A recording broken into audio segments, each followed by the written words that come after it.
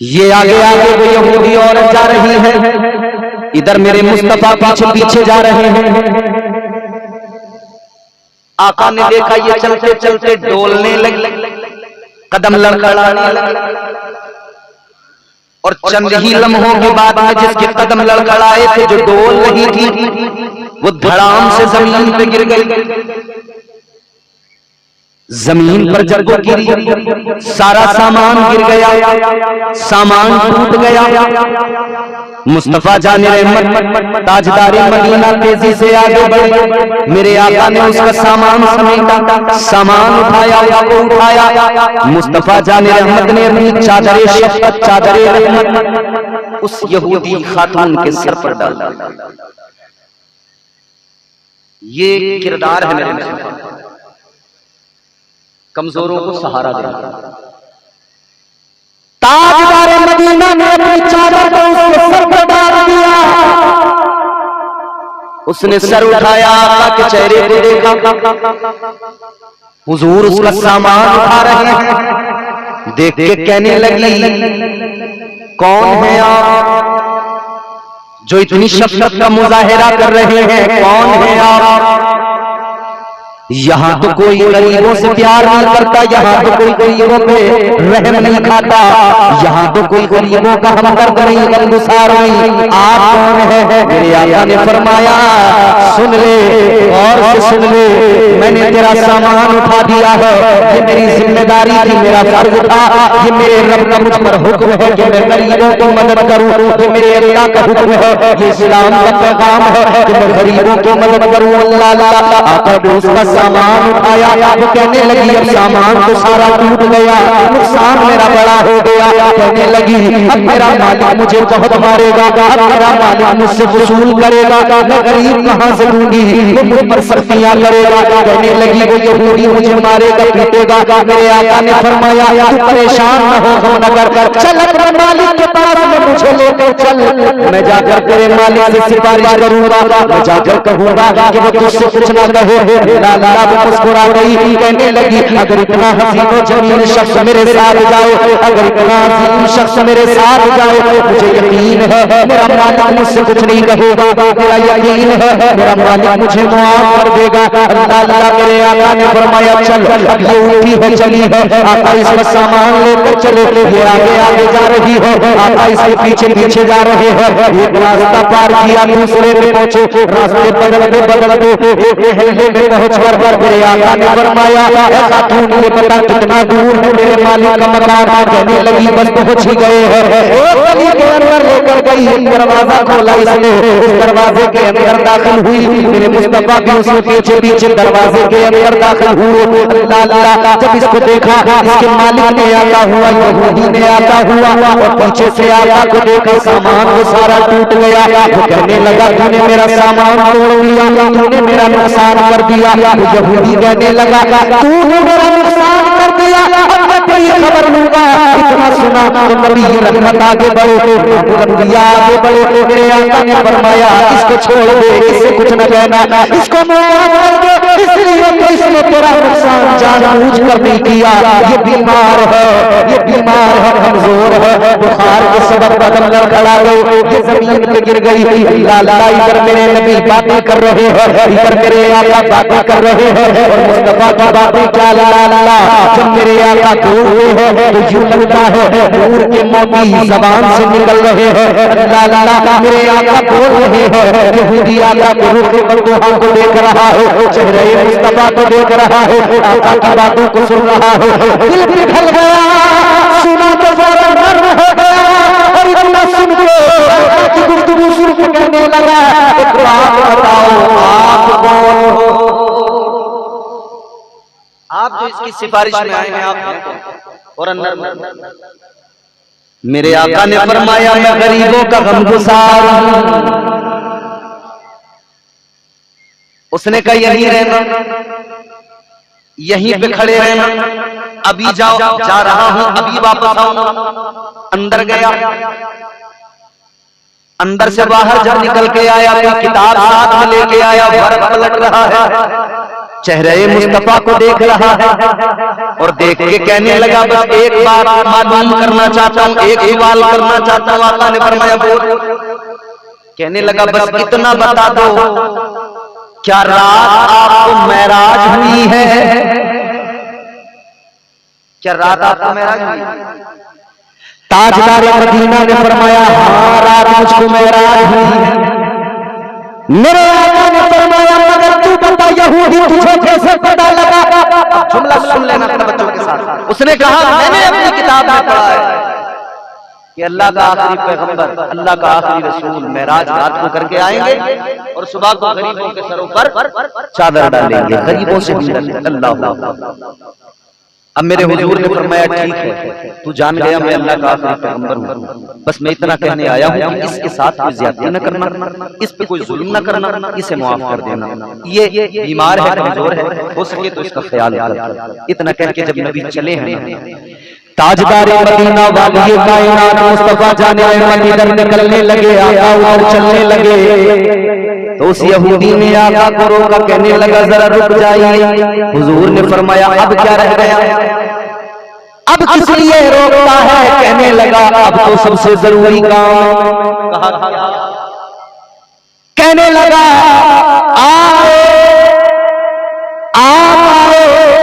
آپ کے آنے پر میں نے علامتوں سے پہچان لیا آپ اللہ کے آخری پیغمبر۔ آپ کا حسن بھی دیکھ لیا، کردار بھی دیکھ لیا، جمال بھی دیکھ لیا، اخلاق بھی دیکھ لیا۔ کہنے لگا آپ جانا یہاں سے باہر لو، جانے سے پہلے مجھے اپنا غلام بنا کے جاؤ، مجھے اپنا کلمہ پڑھا کے جاؤ۔ اب جب حقیقت کھل گئی، اب جب میں جان گیا آپ اللہ کے آخری رسول ہے، سچے رسول ہے، ذرا کلمہ پڑھا کے جائیے۔ لالا اتنا سنا تو میرے آقا نے فرمایا آجا قریب آجا، چل میں تجھے کلمہ پڑھا دوں۔ ادھر یہودی قریب آیا مگر وہ عورت وہ خاتون جس کے ساتھ میرے آقا اس گھر تک آئے وہ اٹھی آگے بڑھی، اس نے یہودی کو دھکا دیا، کہا تو کیسے کلمہ پڑھ سکتا ہے؟ یہودی نے کہا مطلب کیا ہے تیرا؟ کہنے لگی یہ بتا تیرے گھر تک کو لایا کون ہے؟ تیرے گھر میں رحمتیں آئی کیسے؟ تیرے گھر میں برکتیں آئی کیسے؟ کہا تو لے کے آئی ہے۔ کہنے لگی سن لو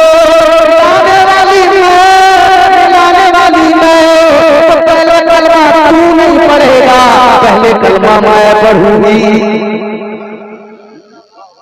پہلے میں پڑھوں گی۔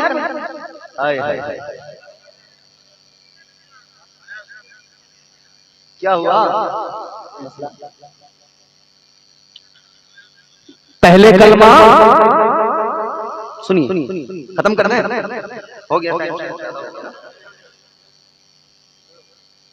ہاں صاحب یا مجھے غلط نظر آتا ہے کبھی مجھے ٹائم کی سمجھنا نہیں، غور سے سنیے، محبت سے کہیں سبحان اللہ۔ کہنے لگی پہلے کلمہ میں تو بعد میں پڑھے گا۔ وہ کہنے لگا بات ٹھیک ہے لائی تو ہے، ساتھ تیرے آئے ہیں، مگر سن تو میرے ہاں نوکرانی ہے، کنیز ہے، میں تیرا مالک ہوں، تو اس لحاظ سے بھی ضروری ہو جاتا ہے کہ پہلے کلمہ میں پڑھوں، پہلے میں مسلمان بنوں۔ سبقت چاہیے کلمہ پڑھنے میں۔ وہ کہتی ہے میں پہلے کلمہ پڑھوں گی، یہ کہتا ہے میں پہلے کلمہ پڑھوں گا۔ آمنہ بلال نے مسکرا کر فرمایا پہلے جھگڑا نہ کرو، آ جاؤ آ جاؤ، پڑھائے دیتا ہوں۔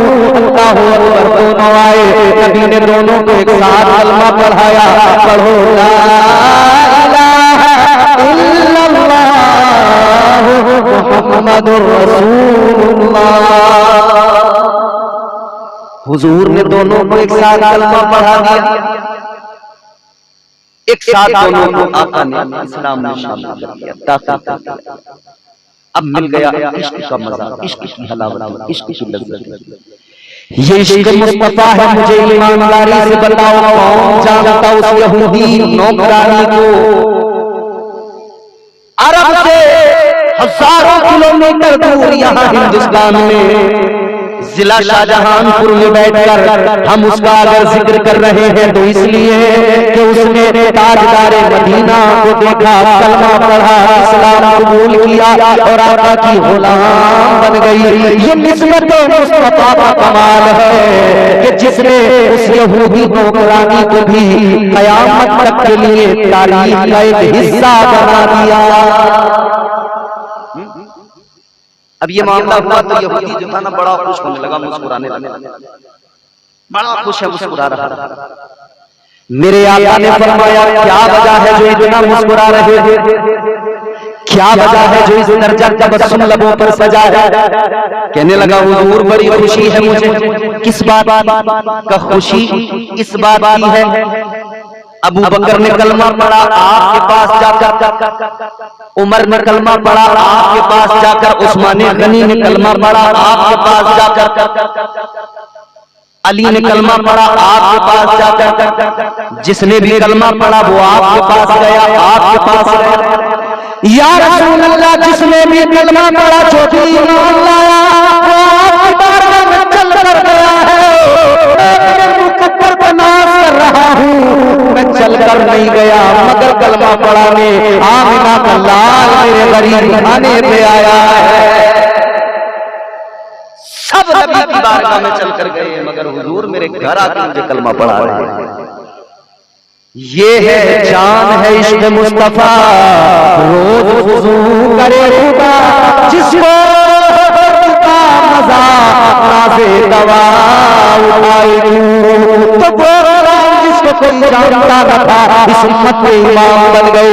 میں نے جب اس جگہ کو جا کر دیکھا، وہ جگہ جس جگہ جناب حضرت بلال حبشی کو ستایا گیا، امیہ بن خلف نے ظلم و زیادتیاں کی مکے کے اندر، جب حرم سے نکلو گے جنت المالا جاؤ گے، راستے میں ایک جگہ ہے جسے کبری کہا جاتا ہے، غزہ کبری۔ جب اس جگہ پہ جاؤ گے چھوٹی سی مسجد ہے، مسجد بلال اس کا نام ہے، وہی جگہ ہے جس جگہ پر نبی کے غلام کو لٹایا جاتا تھا، گرم ریت کے اوپر لٹایا جاتا تھا۔ امیہ بن خلف سینے پہ بڑے پتھر رکھ رہا تھا اور بڑے پتھر رکھ کر وہ کہتا تھا بلال آقا کا نام نہ لے، محمد عربی کا نام نہ لے، ان کا جو تو نے کلمہ پڑھا ہے واپس مرتد بن جا، اپنے آبا و اجداد کے دین میں لوٹ کے آ جا۔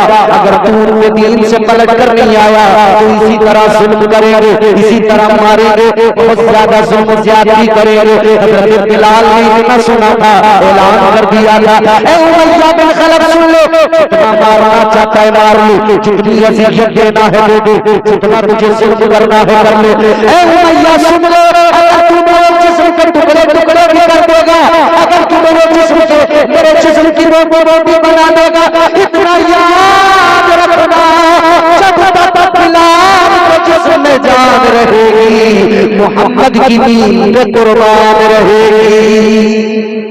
جس کو ہو درد کا مزہ نازے دوا اٹھائے، اشہد ان محمد رسول اللہ۔ غلامی مصطفیٰ، عشق مصطفیٰ، تعظیم مصطفیٰ، ادب مصطفیٰ بچپن میں سکھا دیا۔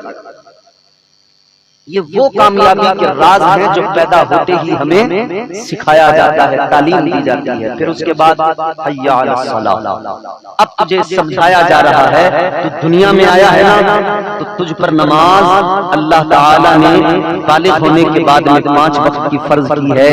یہ نماز ضروری ہے، یہ نماز تجھے پڑھنا ہے، اس نماز کی طرف تجھے آنا ہے، عبادت میں سر جھکانا ہے۔ صرف اتنا ہی کر کے کام نہیں چلے گا کہ تو نے عرس کر لیا، چادریں چڑھا لی، اس سے فقط کام نہیں چلے گا۔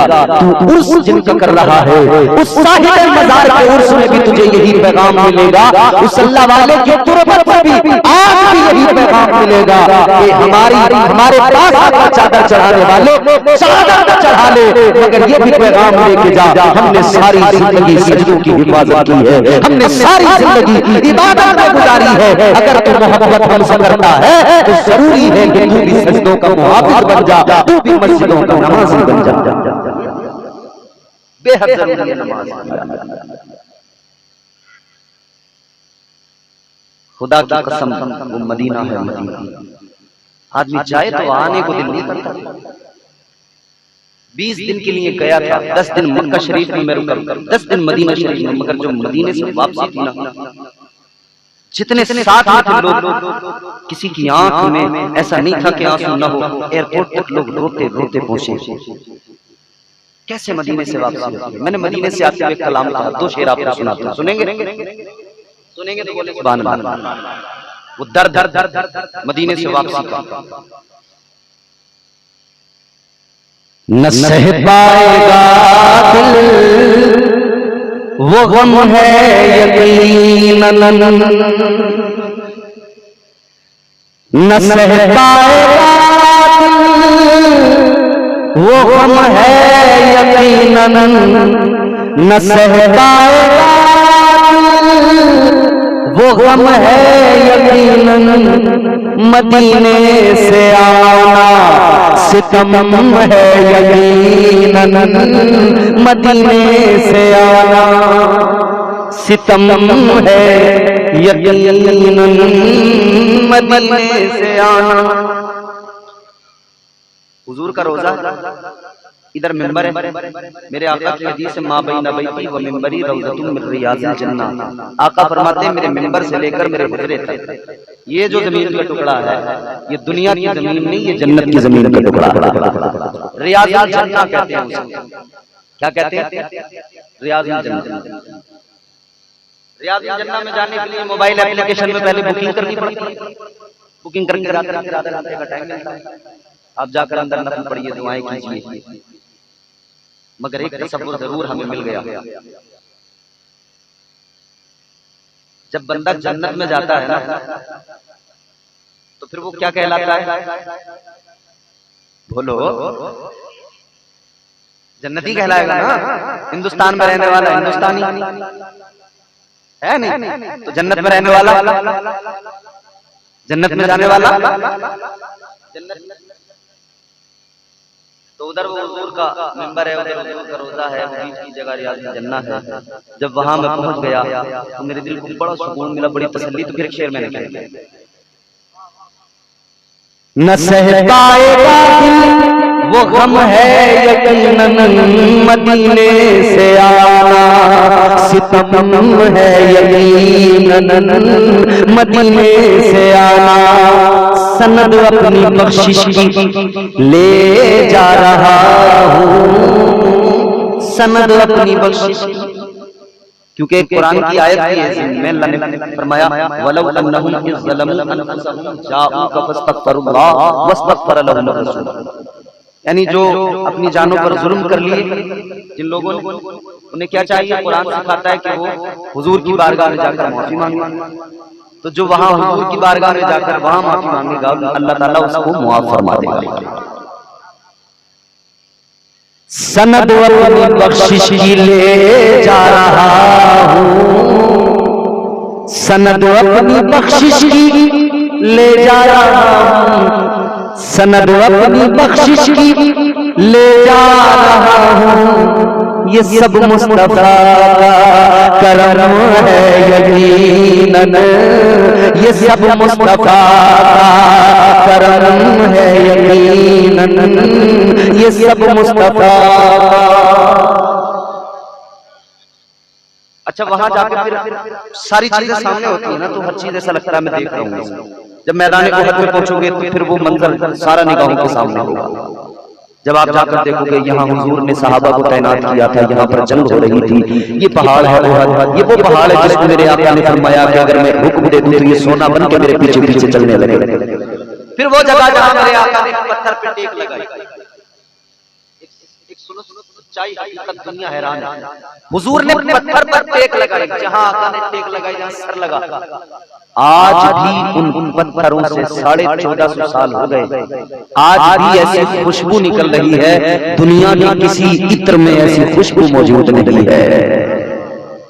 غار سجدہ جہاں 3 دن تک لگاتار میرے آقا سجدے میں رہے، جب اس غار پر پہنچو گے اور وہ جگہ جہاں حضور نے اپنا سر مبارک رکھا تھا، اس جگہ پر جب آپ پہنچو گے وہاں دیکھو گے ایسی خوشبو آ رہی ہے، خدا کی قسم آپ کو پوری دنیا میں ویسی خوشبو کہیں نہیں مل سکتی ہے۔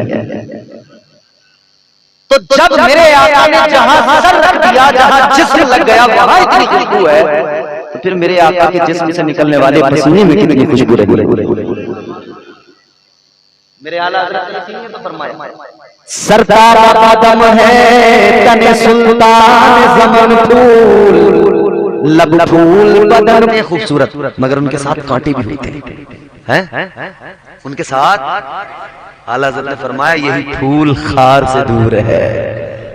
میرے آقا وہ نبوت کا مہکتا پھول ہے کہ اس میں کانٹا کوئی نہیں، یہی پھول خار سے دور ہے، یہی شمع ہے کہ دھواں نہیں۔ جب شمع جلتی ہے نا اس کی لو میں دھواں ہوتا ہے، شمع کا ذکر تو ہوتا ہے، اعلیٰ حضرت نے کیا نفاست، دیکھو تو شعر میں نفاست کیا ہے، اعلیٰ حضرت نے فرمایا شمع کا ذکر تو ہوتا ہے مگر اس میں دھواں ہوتا ہے، اور وہ دھواں جو ہوتا ہے نا سیاہ ہوتا ہے۔ اعلیٰ حضرت نے کہا میرے محبوب کی شان یہ نہیں ہے۔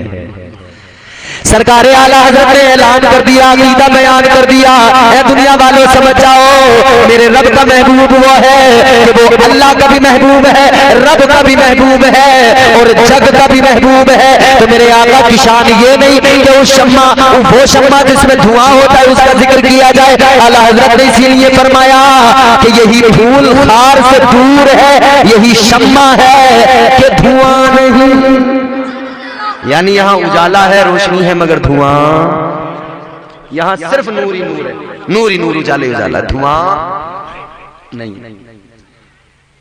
تو یہ نان پارا ہے بھائی، نان پارا والو، اگر کسی کے گھر میں ایسی کوئی چکی چلنے لگے اور اس میں سے آٹا نکلنے لگے، ایمانداری سے بتاؤ اگر چکی چلنے لگے خود بخود آٹا نکلنے لگے تو وہ آدمی اس گھر کو ایسا پیک کر دے گا کہ اس جگہ پر نہ کسی کو آنے دے گا نہ جانے دے گا، اور وہاں سے آٹے کے کٹے پیک ہوں گے، مارکیٹ میں سپلائی ہوں گے۔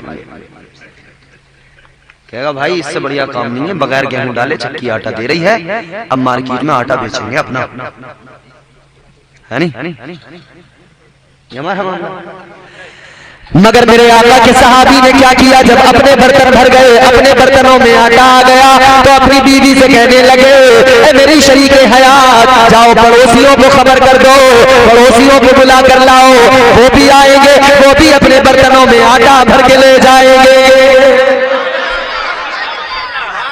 پڑوسی بھی آ جائیں وہ بھی لے جائیں، پڑوسی بھی آ گئے، اپنے اپنے برتنوں میں آٹا بھر کے لے گئے، پڑوسی بھی لے گئے۔ اب جب پڑوسی بھی چلے گئے تو میرے عزیزوں جب پیٹ بھر جاتا ہے تو آدمی کو بریانی بھی اچھی نہیں لگتی، پھر مرغا بھی اچھا، اگر پیٹ خالی ہو بھوک لگی ہو تو چٹنی سے کھلا دو مزے سے کھائے گا، اور پیٹ بھرا ہو تو اچھے بھلے قورمے کے اندر بھی نمک تیز بتائے گا، بڑھیا قورمہ رکھا ہو مگر پیٹ بھرا ہوا ہو، کھائے گا تو مگر اس میں نمک ذرا تیز ہو گیا، بولے اس نے ذرا مرچیں تھوڑی اس میں زیادہ کر دی، پھر آدمی یہ کرتا جب پیٹ بھر جاتا ہے۔ برتن اپنے بھی بھر گئے، پڑوسیوں کے بھی بھر گئے، تو سوچا اب کیا کریں، تو صحابی اپنی بیوی سے کہنے لگے بیگم ایک بات سمجھ میں نہیں آ رہی ہے، چکی چل رہی ہے، آٹا نکل رہا ہے، مگر یہ پتہ نہیں لگ رہا اس میں اناج کہاں سے آ رہا ہے۔ تو انہوں نے کہا بات تو آپ کی صحیح ہے، چکی بھی چل رہی ہے، آٹا بھی نکل رہا، مگر پتہ نہیں اناج کہاں سے آ رہا۔ تو کہنے لگے چلو کھول کے دیکھتے ہیں، اسے پتھر ہٹا کے دیکھتے ہیں اس میں اناج کہاں سے آ رہا ہے۔ میاں بیوی نے مل کر پتھر ہٹایا، دیکھا کچھ بھی نظر نہیں آیا، جیسے واپس پتھر رکھا چکی نے چلنا بند کر دیا، آٹا نکلنا بند ہو گیا۔ یہ آقا کی بارگاہ میں گئے صحابی اور جا کر آقا کو سارا معاملہ سنا دیا۔ میرے آقا نے فرمایا اے میرے صحابی اگر تو اس چکی کے پتھر کو نہ اٹھاتا تو یاد رکھ لے قیامت تک اس چکی سے آٹا نکلتا رہتا اور قیامت تک میری امت اس آٹے کو کھاتی رہتی۔ تو راستہ حضور نے کون سا دیا؟ رزق میں کمی آئے تو اللہ کی بارگاہ میں نیت کر کے کھڑے ہو جاؤ، نماز پڑھو، پھر دعا مانگو، اللہ روزی دے گا۔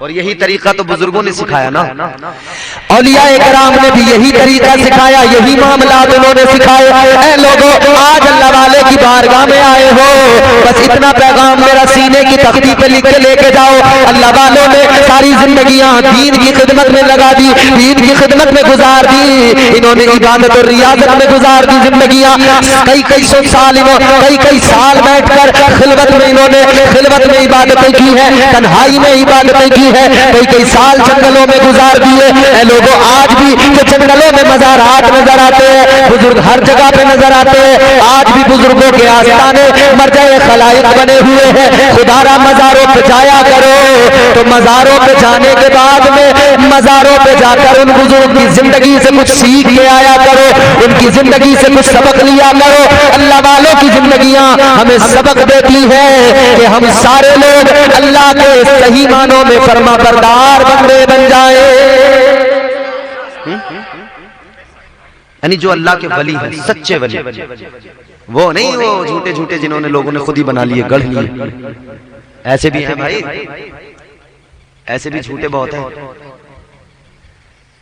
ایک بات میں آپ کو بتاؤں، میں نے ایسے بھی مزار دیکھے، خدا کی قسم کہ شرم آ گئی، حیا آ گئی۔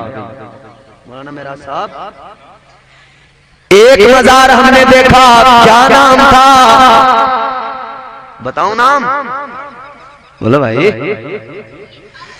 تو ہم نے پوچھا کہ کس کا مزار ہے، لوگوں نے بتایا سٹے شاہ بابا کا مزار ہے۔ کس کا؟ توبہ توبہ توبہ استغفر اللہ۔ میں نے کہا بھئی یہ کیسے سٹے شاہ بابا؟ سٹا سٹورے، وہ نمبر والے، سمجھ نہیں رہے ہو کیا؟ ہاں، اگر سٹے والے بابا کا مزار ہے۔ میں نے کہا کیا مطلب؟ کہنے لگے سٹے کا نمبر بہت بڑھیا بتاتے تھے۔ ابھی میں نے کہا جاہلو، سٹے کا نمبر بتاتا تھا تو تم نے مزار بنا دیا اس کا؟ بولے ہاں۔ میں نے کہا آتا کون ہے یہاں؟ بولے سب سٹورے آتے ہیں۔ میں نے پھر بولے یہاں 2 گھنٹے سوتے ہیں، خواب میں انہیں سٹے کا نمبر مل جاتا۔ بہت بڑھیا بھائی، خواب میں سٹے کا نمبر مل جاتا، ایسے تو جائے۔ یہ بھی سٹورے جو یہ قوم ہے نا، بڑی الگ قوم ہے، یہ جہاں بھی ہوں اسی فراق میں رہتے ہیں، سٹے کا نمبر ان کے دماغ میں بھی رہتا، ہر وقت ان کے دماغ میں سٹے کا نمبر ہی چل رہا ہوتا۔ برباد ہو گئے، تباہ ہو گئے، کچھ نہیں بچا، سب چھونک دیا، مگر پھر بھی دماغ میں سٹا۔ ایک گاؤں کے اندر امام صاحب بڑی فکر میں لگ گئے کہ یار سارا گاؤں سٹا کھیلنے لگا، کوئی تو طریقہ ہو کہ انہیں سمجھایا جائے۔ امام بیچارہ پھر بھی ترس آتا امام کو، قوم پہ کرے یار انہیں سدھارو بھی سدھارو۔ امام کو ترس آ گیا، امام نے کہا ایک جلسہ کرا دوں، ایک مولانا کو بلا لوں، تقریر کروا دوں، مولانا سمجھائیں گے، شاید یہ سٹے والے مان جائیں، شاید یہ سٹا کھیلنا چھوڑ دے۔ تو مولانا صاحب نے جلسہ رکھ لیا، مقرر صاحب کو بلا لیا، مقرر صاحب تقریر کر رہے ہیں، لوگوں سٹا نہ کھیلا کرو، بری چیز ہے، بولے مجھے پتہ لگا ہے۔ اب وہ بتا رہے ہیں مولانا تقریر میں مقرر صاحب بتا رہے ہیں، کیا کہہ رہے ہیں؟ مقرر صاحب نے کہا دیکھو بھائیو، سٹا نہ کھیلا کرو، یہ جوا ہے، جوا حرام ہے، شیطان کا کام ہے۔ حضرت کہنے لگے، مولانا صاحب کہنے لگے مجھے پتہ لگا ہے اس گاؤں کے اندر 99% لوگ سٹا کھیلتے ہیں، تو سارے جتنے سٹورے بیٹھے تھے کہنے لگے چلو بھائی کام ہو گیا، صبح کو نمبر 99 لگے گا۔ مولانا نے بتا دیا،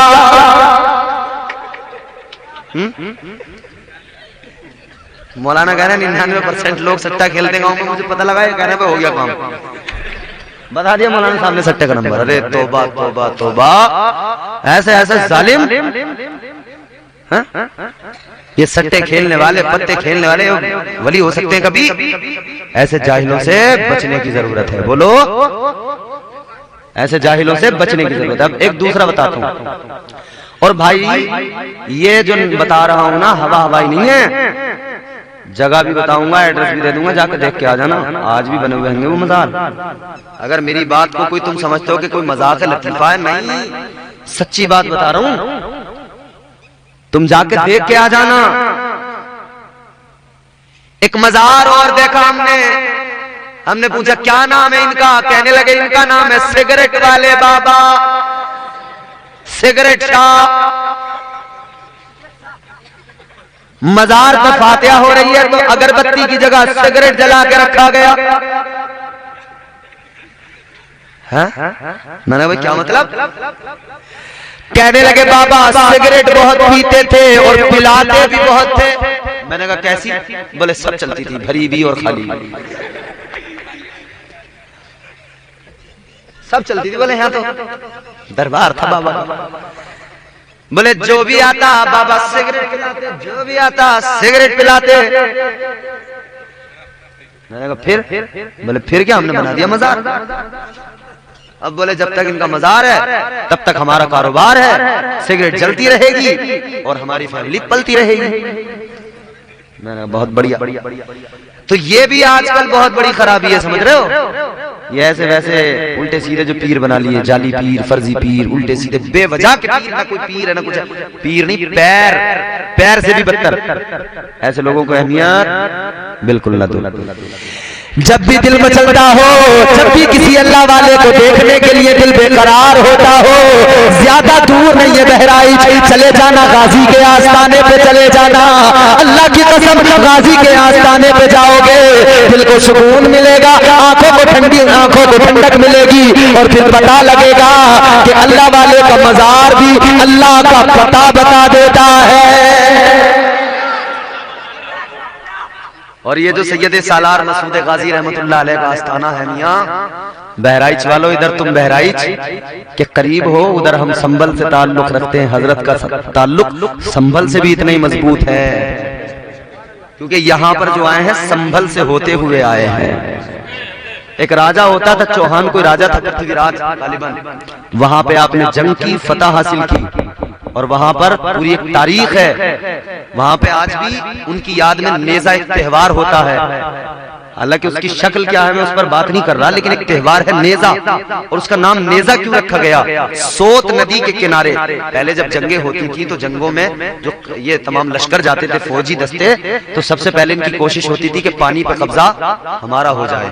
तो हमारे यहाँ सोत नदी है संभल में, हजरत ने सोत नदी के किनारे पे खेमे लगाए, अपना नेजा यूं जमीन में गाड़ दिया, फरमाया यहीं पे हमारा कयाम होगा, यहीं पे खेमे लगेंगे। हजरत ने उधर नेजा सोत नदी के किनारे पे गाड़ दिया। सुन्नी मुसलमानों ने कहा हुजूर जहां तुमने नेजा गाड़ दिया है, आपकी याद में हम इसे त्योहार बना रहे हैं। बहरहाल उनकी याद में आज तक वो, हालांकि उनकी याद में वो जो त्योहार होता है उस दिन सब लोग अपने अपने घरों में सैयद सालार मसूद गाजी रहमतुल्लाह अलैह की फातिहा और नजर व नियाज का एहतमाम करते हैं। अब मैं उसकी शक्ल पे बात नहीं करना कि वो किस शक्ल में हो रहा है, लेकिन मैं ये कह रहा हूं कि हजरत का संभल से ताल्लुक बड़ा मजबूत है।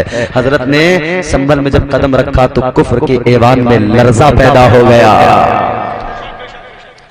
हजरत सैयद सालार मसूद गाजी रहमतुल्लाह अलैह अल्लाहु अकबर संभल की सरजमीन पे कदम रखा है तो बातिल के ऐवानों में जलजला पैदा हो गया। बातिल के ऐवानों में ये बातिल जो बैठे हुए कुर्सियों पे थे इख्तिदार की, सबके सब लर्जा बरंदाम हो गए, घबरा गए। अल्लाह वालों की यही तो शान होती है, जिधर भी निकल जाते हैं उधर मैदान खाली हो जाते हैं। बड़े बड़े सूरमा इनके सामने टिकते नहीं है, इनके सामने ठहरते नहीं है। ये सैयद सालार मसूद गाजी का मकाम है, वहां से फतुहात हासिल करते हुए बहराइच तक का सफर किया है और बहराइच में आस्ताना है। बहराइच में आपका आस्ताना मर्ज़े खलाइक बना हुआ है। बहराइच के रहने वालों खुश नसीब हो, हमें अगर याद आएगी हम वहां से चल के आएंगे और तुम्हें तो अल्लाह ने इतना अजीम वली तुम्हारे आंगन में अता कर दिया है, तो हमें झूठों के पास जाने की जरूरत, हमारे लिए अल्लाह ने जो सच्चे वली अता किए हैं ना वही काफी है। वलियों से रिश्ता मजबूत रखो, वलियों से मोहब्बत करो। अल्लाह ने कुरान में वलियों की अजमतों का ऐलान किया है और हुजूर ने हदीस में फरमा दिया कि औलिया कराम की मोहब्बत जो दिलों में डालता है तो वो अल्लाह डालता है। समझ रहे? अच्छा बताओ पूरे गांव में तुम्हारे, ये तो गांव नहीं है नानपारा, पूरे नानपारा बहराइच और अतराफ में मुझे एक बात बताओ, कोई आदमी ऐसा है जो ये बता दे कि मैंने हुजूर गौसे आजम को देखा है? वो कब के बुजुर्ग हैं, हम अब हैं और वो बगदाद में, हम हिंदुस्तान में। तो भाई किसी ने देखा है? नहीं देखा। अच्छा जी एक बात बताओ, 11वीं तो सब मनाते हैं कि नहीं? अरे तुम शर्मा रहे हो क्या? शर्म आती है तुम्हें? جو طور ہے دنیا کا اسی طور سے بولو، جو طور ہے دنیا کا اسی طور سے بولو، بحروں کا علاقہ ہے ذرا زور سے بولو۔ ڈر رہے ہو تم تو؟ 11ویں سب مناتے ہیں؟ اچھا میں اگر تم سے پوچھوں غوث اعظم تمہارے رشتہ دار تھے؟ بتاؤ، ہمارے کسی کے رشتہ دار تھے حضور غوث اعظم؟ ہم ان کے خاندان والے ہیں؟ کیا تعلق ہے ہمارا ان سے؟ ہم کیوں کر رہے ہیں 11ویں؟ رشتہ دار ہمارے نہیں، ہم ان کے خاندان میں نہیں، ان کی اولاد میں نہیں، ان کی نسل میں نہیں۔ ہم سوچ لیں وہ کرے 11ویں جو ان کا رشتہ دار ہو، وہ کرے 11ویں جو ان کے خاندان میں ان کی نسل میں ہو، ان کی نسلیں کریں 11ویں، ہم کیوں کریں؟ کیوں کرتے ہیں ہم اس لیے کرتے ہیں کہ اللہ جنہیں پسند کر لیتا ہے ساری کائنات پھر ان کے در دولت پہ جاتی ہے اور ان سے فیض حاصل کرتی ہے۔ اللہ نے ان کو پسند کر لیا تو اب اللہ کی پسند ہمیں اتنی پسند ہے کہ اللہ نے غوث اعظم کو پسند کیا ہے تو ہم جب تک زندہ رہیں گے غوث اعظم سے محبت کرتے رہیں گے، اس لیے کہ جب رب پسند کرتا ہے تو رب اعلان بھی کر دیتا ہے۔ اللہ جبرائیل کو بلاتا، جبرائیل میں اپنے فلاں بندے سے محبت کرتا ہوں، جبرائیل تم بھی اس سے محبت کرو، آسمانی دنیا میں بھی اعلان کر دو، آسمانی دنیا میں رہنے والی تمام مخلوقات میرے اس بندے سے محبت کرنے لگے، پیار کرے، اور جبرائیل زمین والوں کے دلوں میں میرے اس بندے کی محبت کو ڈال دو، ثم یودع له القبول فی الارض، میرے اس بندے کی محبت زمین والوں کے دلوں میں ڈال دو۔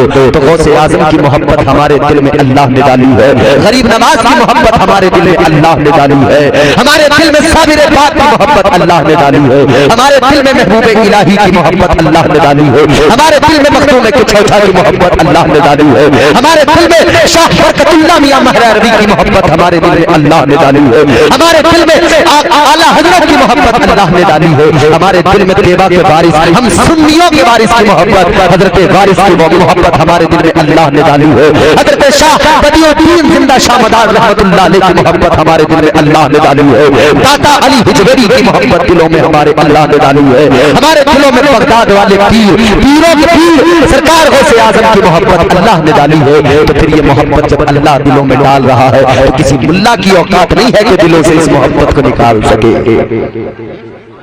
کوئی نکال سکتا ہے؟ تو ہم اسی لیے کہتے ہیں ولی کے قرب سے قرب حضور ملتا ہے، ولی کے قرب سے قرب حضور ملتا ہے، ولی کے عشق کا بدلہ ضرور ملتا ہے، ولی کے قرب سے قرب حضور ملتا ہے، ولی کے قرب سے قرب حضور ملتا ہے، ولی کے عشق کا بدلہ ضرور ملتا ہے۔ ان سے محبت کرو گے تبھی کام چلے گا، یہاں بھی کام چلے گا۔ اور سنو، ہر انسان قرب خدا چاہتا ہے، ہر انسان چاہتا ہے کہ اللہ کا قرب حاصل ہو جائے، مگر اللہ کا قرب کیسے ملتا ہے؟ اللہ اللہ کیے جانے سے اللہ نہ ملے، اللہ اللہ کیے جانے سے اللہ نہ ملے، اللہ والے ہیں جو اللہ سے ملا دیتے ہیں۔ کون ہوتے ہیں اللہ کے ولی؟ کیا مقام ہوتا ہے ان کا؟ اور اللہ کے قرآن سے سمجھو، اللہ تبارک و تعالیٰ نے قرآن مجید میں اعلان کر دیا، ولیوں کا مقام بیان کیا، اللہ کے قرآن نے ولیوں کی صفات بیان کی، اللہ نے قرآن میں اعلان کر دیا، اللہ نے فرما دیا والذین یبیتون لربہم سجدا وقیاما۔ اللہ تبارک و تعالیٰ نے ولیوں کی صفات بتائی، ولیوں کا مقام بیان کیا، اللہ نے قرآن میں فرما دیا ولی وہ ہوتے ہیں جو راتوں کو جاگ کر اللہ کی عبادت کیا کرتے ہیں، جو راتوں کو سجدے کیا کرتے ہیں، راتوں کو جاگ کر اللہ کی بارگاہ میں سر جھکا دیا کرتے ہیں، وہ اللہ کے ولی ہوتے ہیں، جو راتوں کو جاگ کر قیام کیا کرتے ہیں۔ اے لوگوں، اللہ کے ولیوں کی شان سمجھو، اللہ کے ولیوں کا مقام پہچانو، کیا شان ہوتی ہے۔ اللہ کا ولی وہ ہوتا ہے جو دنیا کو بھول جاتا ہے، اسے یاد رہتا ہے تو فقط اپنا رب یاد رہتا ہے، اور کچھ یاد نہیں رہتا، یاد رہتا ہے تو صرف اللہ، اللہ یاد رہتا ہے۔ اب سنیں، اللہ یاد رہتا ہے ہمارے دل میں دنیا ہے، ہم دنیا دار لوگ ہیں، ہمیں ہر وقت بس یہی ہے کہ ہمارا یہ کام ہو جائے، وہ کام ہو جائے، پراپرٹی بن جائے، جائیداد مکان اچھا بنا لے، پلاٹ خرید لیں، یہاں پہ پراپرٹی، وہاں پہ پراپرٹی، دنیا ہی دنیا میں الجھے ہوئے۔ مگر اللہ والوں کی شان، ایک اللہ کے ولی ہے اور نام ہے ان کا حضرت بایزید بسطامی رحمۃ اللہ علیہ، بہت بڑے بزرگ، بہت پائے کے بزرگ۔ کون بایزید بسطامی؟ وہ حضرت بایزید بسطامی جنہوں نے لوگوں کو جہالت کے دلدل سے نکالا، گناہوں کی تاریکی سے نکالا اور لا کر انہیں متقی بنا دیا، تقوی کا نور عطا کر دیا۔ غور کرو میرے عزیز، کون بایزید بسطامی؟ جن کی بارگاہ میں شرابی آئے تو متقی بن کے گئے، شرابی آئے تو نمازی بن کے گئے، پارسا بن کے گئے۔ اللہ اکبر کبیرہ۔ وہ حضرت بایزید بسطامی رحمۃ اللہ علیہ، آپ ایک غلام کو خرید کے لائے، غلام آپ نے خریدا، لا کر اپنے گھر پہ اس سے فرمایا یہ بتا تیرا نام کیا ہے؟ غلام نے کہا میرا نام اسلم ہے۔ کیا نام بتایا؟ زور سے بولو، اسلم۔ اتنا تو تقریر سننے میں حق ادا کر دو کہ جتنا لمبا سفر ہم نے کیا ہے تو ہمیں اس سفر کی جو ہے نا تھکاوٹ ہماری ختم ہو جائے، ہمیں لگے کہ ہاں بہت اچھا سنا۔ اسلم، حضرت بایزید بسطامی غلام خرید کے لئے فرمایا تمہارا ایک کام ہے، ایک ڈیوٹی ہے، کیا کرنا ہے حضور؟ کہا بس فجر کی نماز کے لیے وضو کرانا ہے۔ کیا کرنا ہے؟ فجر کی نماز کے لیے وضو کرانا ہے۔ کچھ لوگ جو فجر کی نماز پڑھتے ہوں گے، اللہ ماشاءاللہ گنے چنے لوگ ہیں، یعنی نمازوں سے بڑا دل کرتا ہے، مسجد میں جانے کو دل نہیں کرتا۔ بھائی ہم نے یہ دیکھا ہے بزرگوں کی تعلیم کیا ہے، اللہ کے ولیوں کی تعلیم کیا ہے؟ انہوں نے لوگوں کو دین دیا ہے مصطفیٰ کا۔ درگاہوں کو لوگ دنا دن جا رہے ہیں، اچھی بات ہے، جائیں فیض حاصل کریں، کبھی مسجد میں تو جایا کریں۔ وہ سپر پاور اللہ، وہ اس کی بارگاہ ہے، اس رب کا گھر ہے۔ اللہ والوں نے عبادتیں کی ہیں، بندگی کی ہے، سجدے کیے ہیں، قیام کیے ہیں، مگر آج تو مسجدوں میں جانے والے نہیں۔ یاد رکھنا میرے عزیزوں، آج مسجدیں دیکھتی ہیں، مسجدیں پرستی ہیں، نمازی کہاں گئے؟ مسجدیں نمازیوں کو یاد آتی رہتی ہیں، درگاہوں پہ جانے والے بزرگوں کا کردار بھول گئے، درگاہوں پہ جانے والے اللہ والوں کی زندگیاں بھول بیٹھے۔ انہوں نے کیا سکھایا؟ انہوں نے اپنی زندگیوں سے کیا دیا ہے؟ ان کی سیرت میں بھلا دیا، کیا یاد رکھا؟ درگاہوں پہ بیٹھ کر پھولے لگا لیے، درگاہوں پہ بیٹھ کر چرس پینے لگے، درگاہوں پہ بیٹھ کر چلم پینے لگے۔ نانا میرے بھائی، درگاہوں پہ بیٹھ کر چلم نہ پیا کرو، درگاہوں پہ بیٹھ کر سلطا گانجا نہ پیا کرو۔ اللہ والوں نے گانجا پینا نہیں سکھایا، سلطا چرس پینا نہیں سکھایا، اللہ والوں نے سکھایا ہے تو یہ سکھایا ہے کہ بندہ نماز میں سر جھکائے، اللہ کے حضور سر جھکائے اور رب کے جلووں کو دیکھ لے۔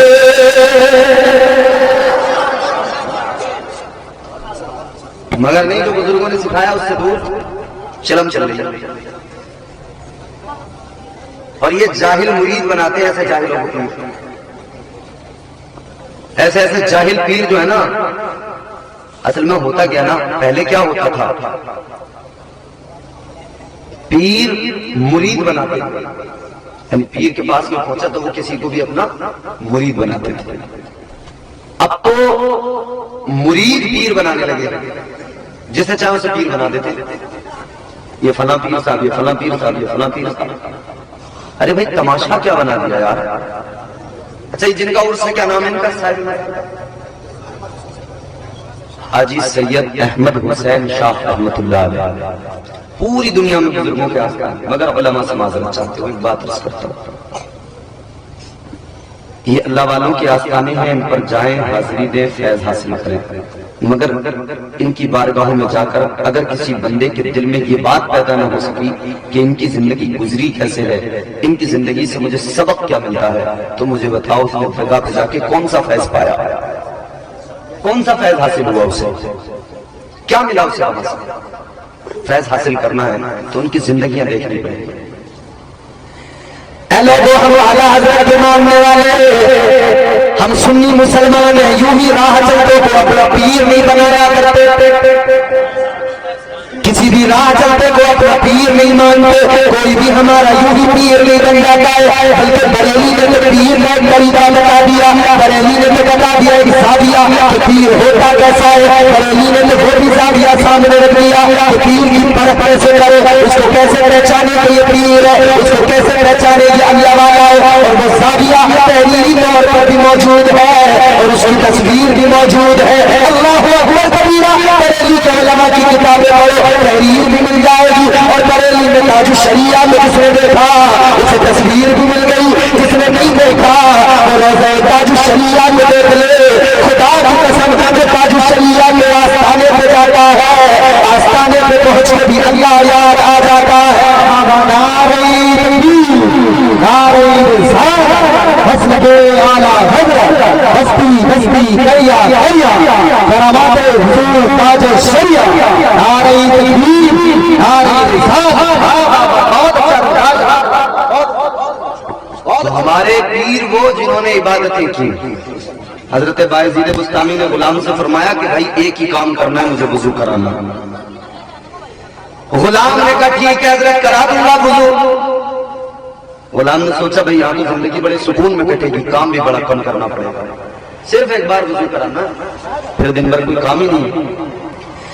غور کرو میرے عزیزوں, حضرت بایزید بستامی نے فرمایا ایک بار وضو کرانا ہے. غلام نے کہا ٹھیک ہے حضرت وضو کرا دوں گا. ادھر آخری رات ہوئی, رات میں جب حجرے کا دروازہ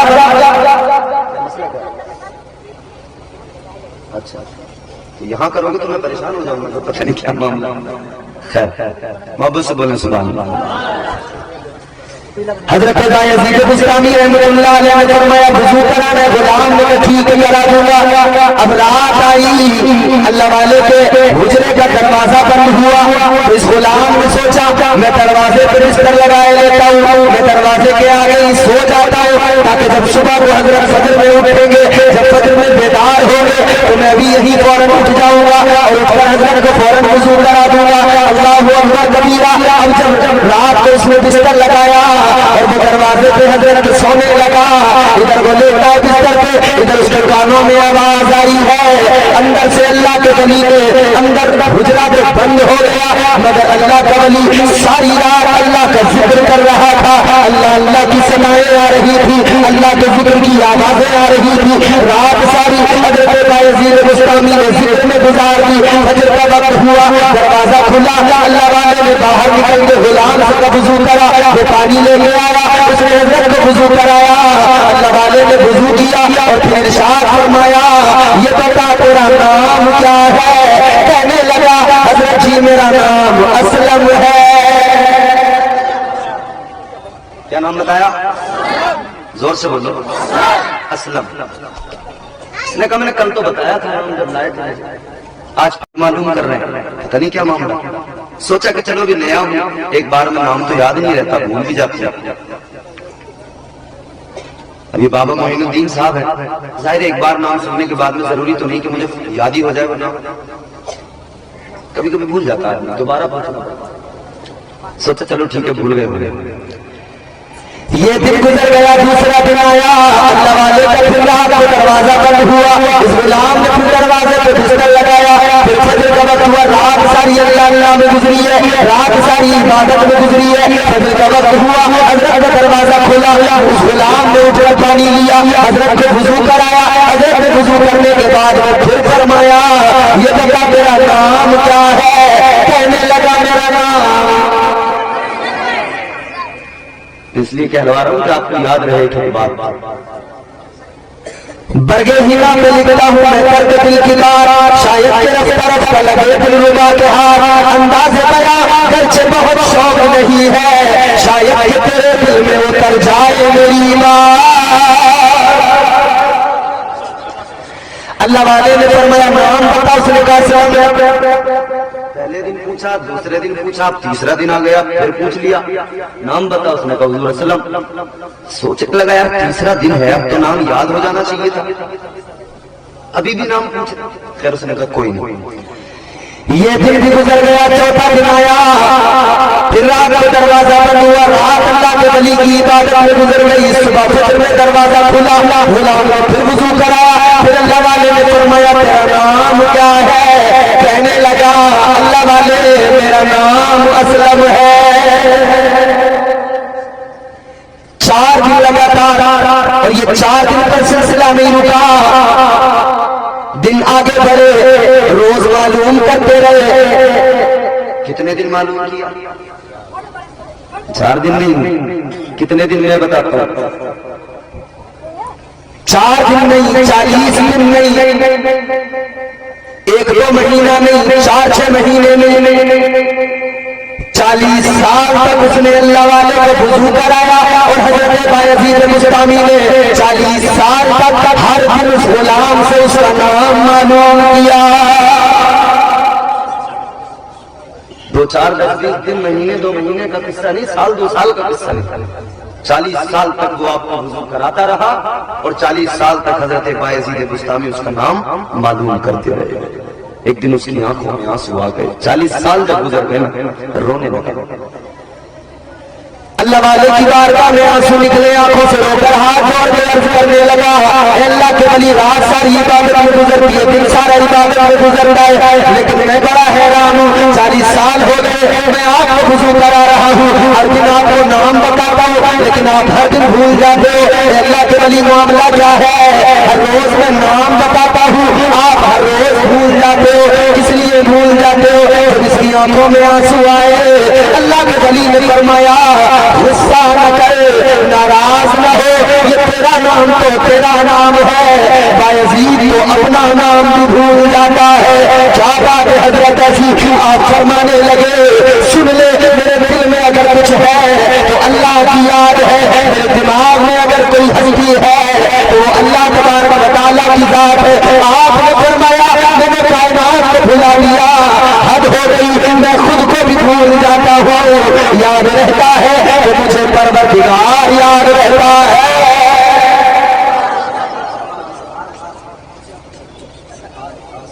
آپ نے فرمایا مجھے بس اللہ یاد رہتا ہے، کچھ یاد نہیں رہتا، بس اللہ یاد رہتا ہے۔ تو ناراض نہ ہو، تیرا نام بھول گیا کوئی بات نہیں ہے، اس لیے بھول گیا کہ مجھے کچھ یاد ہی نہیں رہتا، یاد رہتا ہے تو صرف اللہ یاد رہتا ہے۔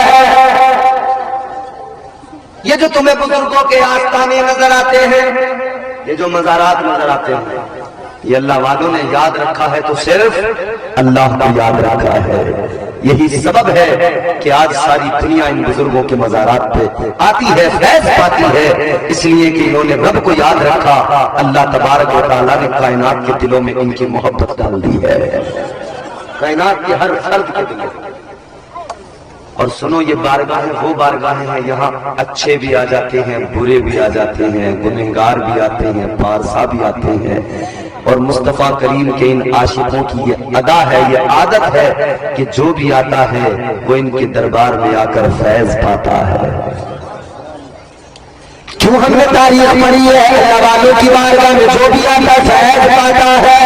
ہم نے بغداد کی تاریخ پڑھی ہے، سرکار غوث اعظم کی بارگاہ میں چور آتے ہیں تو ولی بن کے جاتے ہیں، آپ کی بارگاہ میں اگر چور آتے ہیں ابدال بن کے جاتے ہیں، گنہگار آتے ہیں تو وہ نیک بن کے جاتے ہیں۔ ارے حد ہو گئی میرے عزیزوں، کسی پیر کے پاس کوئی بندہ جائے کہ مجھے مرید بنا لو، وہ پیر مرید بناتا ہے، مگر غوث اعظم کی ذات یہ ہے، غوث اعظم مرید نہیں بناتا بلکہ غوث اعظم کو گنہگاروں کو پیر بنا دیتے ہیں۔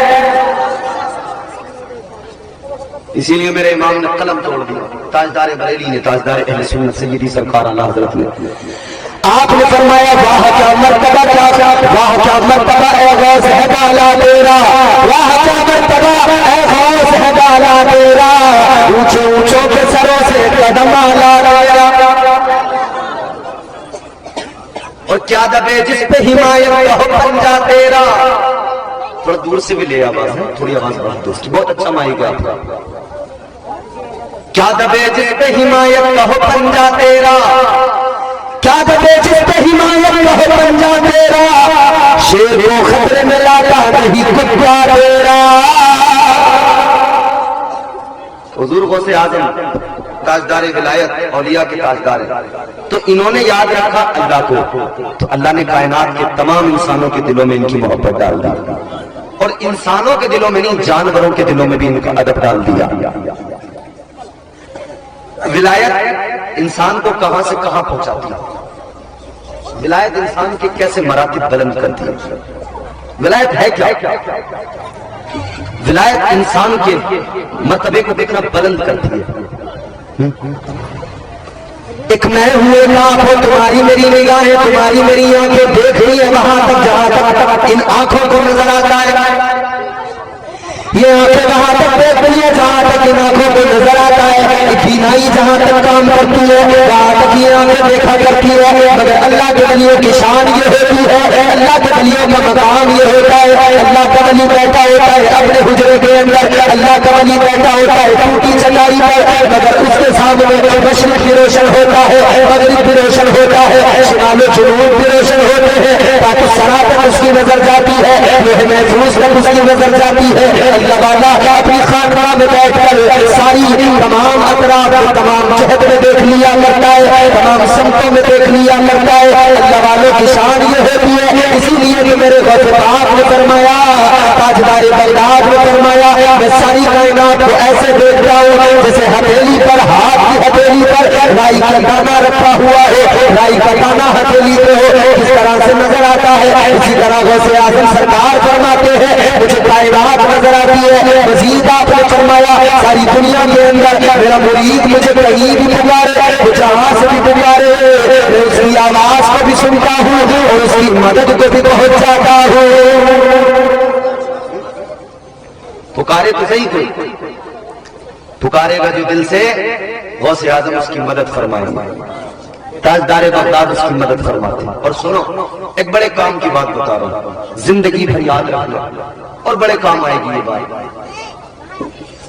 توجہ ہے آپ کو؟ یہ علماء ہیں، یہ تمام علماء، اکثر آنا جانا ادھر ادھر ہوتا ہوگا آپ تمام لوگوں کا، کبھی کہیں پروگرام میں جا رہے ہیں، کبھی کسی سفر پہ جا رہے ہیں، کبھی کہیں امامت کے لیے جا رہے ہیں، کبھی گاڑی سے موٹر سائیکل سے جا رہے ہیں، کبھی کار سے جا رہے ہیں۔ دیکھو سنو، الحمدللہ ہمارے مسلسل سفر ہوتے ہیں، اپنا تجربہ بھی بتا رہے ہیں اور بزرگوں کی بات بھی بتا رہے ہیں۔ سننا چاہو گے؟ زندگی بھر کام آئے وہ بات بتا رہا ہوں، ذرا محبت سے بولو سبحان اللہ۔ سفر پہ نکلو، کہیں بھی نکلو، حضور غوث اعظم رضی اللہ تعالیٰ عنہ کی شان بتا رہا ہوں تمہیں۔ حضور غوث اعظم کی ذات وہ ہے کہ آپ اپنے گھر کے سامان کو یہ کہہ دیں کہ یہ سامان غوث اعظم کا ہے، سمجھ رہے ہیں؟ یہ کہہ دیں کہ یہ سامان حضور غوث اعظم کا ہے، خدا کی قسم وہ سامان کبھی چوری نہیں ہو سکتا ہے۔ گھر سے نکلے سفر پہ بچوں،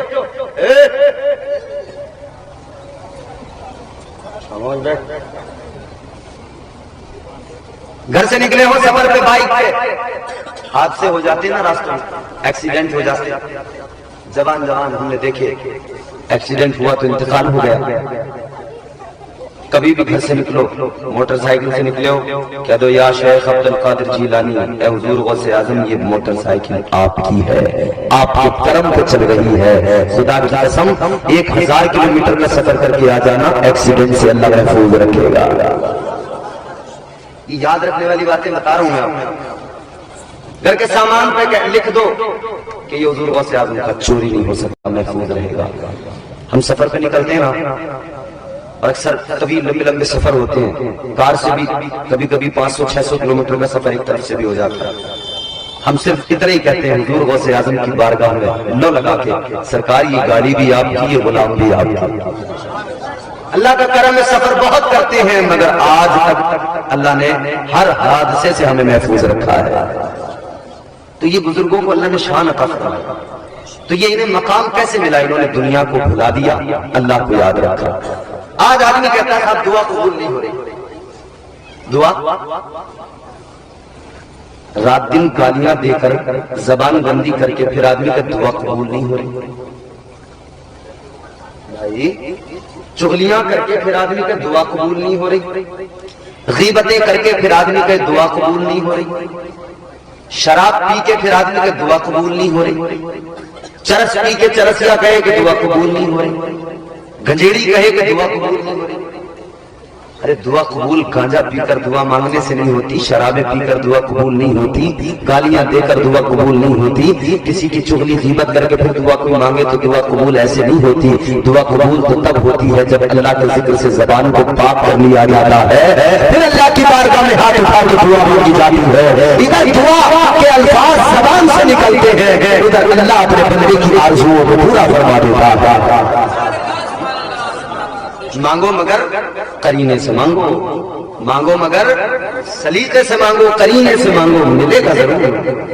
دینے والا خدا ہے، سمجھ رہے ہو؟ اور جو ملتا ہے نا ایسے نہیں مل جاتا، اس کے راستے مقرر کیے گئے ہیں۔ ہمارے معاشرے میں بڑی بے چینی پائی جا رہی ہے، علماء کرام بیٹھے ہیں، بڑی بے چینی پائی جا رہی ہے۔ اکثر لوگ کہہ رہے ہیں کہ صاحب روزی میں برکت نہیں ہے، کاروبار میں برکت نہیں ہے، گھر میں برکت نہیں ہو رہی۔ ارے اللہ تبارک و تعالیٰ کے پیارے رسول ہم سب کے آقا و مولا نے راستے مقرر کیے، راہیں ہموار کر کے دی ہیں، ان راستوں کو اپناؤ پھر ملے گا، رزق میں برکت ہوگی۔ اب سنو میں آپ کو ایک بات بڑی لطیف بتا رہا ہوں۔ ایک صحابی میرے آقا کی بارگاہ میں آئے، اللہ کے نبی کی بارگاہ میں آ کر آنسو بہانے لگے، یا رسول اللہ بہت غریب ہوں، آقا بہت غریب ہے۔ اور غریب جو آدمی ہوتا ہے نا اس سے پوچھو اس کے دل کا درد کیا ہوتا ہے نا؟ کبھی غربت کراتی ہے، کبھی دوری کراتی ہے، بہت سے کام ایسے ہیں جو مجبوری کراتی ہے۔ اور چوتھا مصرع پیش کروں گا، علماء کرام دعا دیں گے مجھے۔ کبھی غربت کراتی ہے، کبھی دوری کراتی ہے، بہت سے کام ایسے ہیں جو مجبوری کراتی ہے۔ بتاؤ کون ہے جو رات کو گھر سے نکلتا ہے، شکم کی آگ ہے جو ہم سے مزدوری کراتی ہے۔ اور غریبی انسان کو بڑا پریشان کرتی ہے، مگر غریبوں دل چھوٹا نہ کیا کرو کبھی، اس لیے کہ میرے آقا نے غریبی کو پسند کیا ہے۔ تاجدار مدینہ امام الانبیاء والی کونین صلی اللہ علیہ وسلم نے غریبی کو بھی پسند کیا اور غریبوں کو بھی پسند کیا ہے۔ آؤ سنو، میرے آقا تو نبیوں کے تاجدار ہے، میرے آقا تو امام الانبیاء ہے، میرے آقا چاہتے تو میرے آقا کے بائیں بائیں اتنا خزانہ ہوتا، ارد گرد اتنا خزانہ ہوتا۔ میرے آقا جہاں پہ بیٹھتے وہ سونے کی کرسیاں ہوتی، میرے آقا جہاں آرام کرتے وہاں پہ چادر قیمتی، چادر قیمتی ہوتی، گھنٹے قیمتی ہوتے، مگر میرے آقا نے غریبی کو پسند کیا ہے۔ غربت کو اپنا لیا مصطفیٰ نے اور غریبوں کا بھرم رکھ لیا، غریبوں کو دل رکھ لیا اور پیغام دے دیا، اے غریبوں غم نہ کرنا۔ اس لیے اے غریبوں میں بھی آقا کا فرمان سنا کے جا رہے ہو، آقا کی باتیں بتا کے جا رہے ہو، آج کے بعد میں کبھی دل چھوٹا نہ کرنا۔ اس لیے کہ مدینے کے سلطان نے غربت کو اپنایا ہے، غریبوں کو اپنایا ہے۔ اور سنو یہ جملہ بھی میرا دل پہ لکھ لو، غریب غریب ہوتا ہے مگر مصطفیٰ کے بے حد قریب ہوتا ہے۔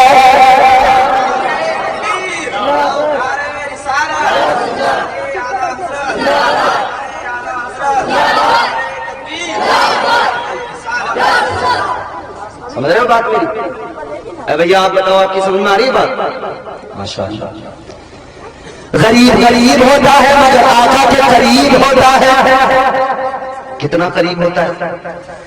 تاجدار مدینہ والی کونین صلی اللہ علیہ وسلم نے فرمایا کل قیامت کا دن ہوگا، نفسی نفسی کا عالم ہوگا، جنتی جنت میں جا رہے ہوں گے، جہنمی جہنم میں جا رہے ہوں گے، مگر سنو میرے عزیزو، ادھر امیر بھی ہوں گے ادھر غریب بھی ہوں گے۔ جنت میں امیر بھی جو ہے ایماندار صاحب کردار عامل وہ بھی جائیں گے اور غریب بھی جائیں گے، مگر غریب اور امیر کا فرق دیکھو کیا ہے۔ کل قیامت کا دن ہوگا، اللہ کے حضور قطاریں لگی ہے، غریب بھی کھڑے ہیں امیر بھی کھڑے ہیں۔ اے میرے عزیزو سنو، اللہ غریبوں سے اللہ امیروں سے ان کا مال پوچھے گا، اللہ فرمائے گا بتا کتنا کمایا، کہاں خرچ کیا، کہاں سے کمایا، کہاں پہ خرچ کیا۔ اے میرے عزیزو سنو، اللہ مالداروں سے ان کا مال پوچھے گا مگر غریبوں سے اللہ ان کا حال پوچھے گا۔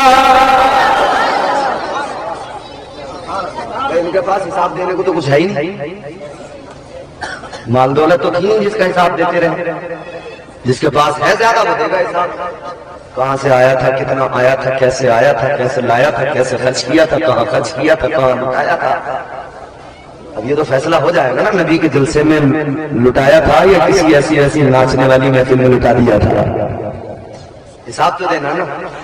ذرہ ذرہ حشر میں کانٹے پہ تولا جائے گا، ذرہ ذرہ حشر میں کانٹے پہ تولا جائے گا، کبریا کے سامنے ہرگز نہ بولا جائے گا۔ ایک ایک چیز کا حساب لینا ہے، تو کل قیامت کے دن اللہ غریبوں سے ان کا حال پوچھے گا کہ تجھے دنیا میں دولت تو نہیں ملی، مال تو نہیں ملا، مگر بتا زندگی کیسی گزری؟ وہ کہے گا مولا مال نہیں تھا، دولت نہیں تھی، کچھ بھی نہیں تھا، مگر مجھے میرے کرم پہ بھروسہ تھا، اے اللہ مجھے تیری رحمت پہ بھروسہ تھا، تیری عطا پہ بھروسہ تھا، اے مولا میں نے ہر حال میں تیرا شکر ادا کیا ہے، ہر حال میں صبر کیا ہے۔ اللہ فرمائے گا اے میرے غریب بندے تو نے صبر کیا ہے، تو نے شکر ادا کیا ہے، خوش ہو جا لے میں تجھے جنت کا پروانہ دے رہا ہوں۔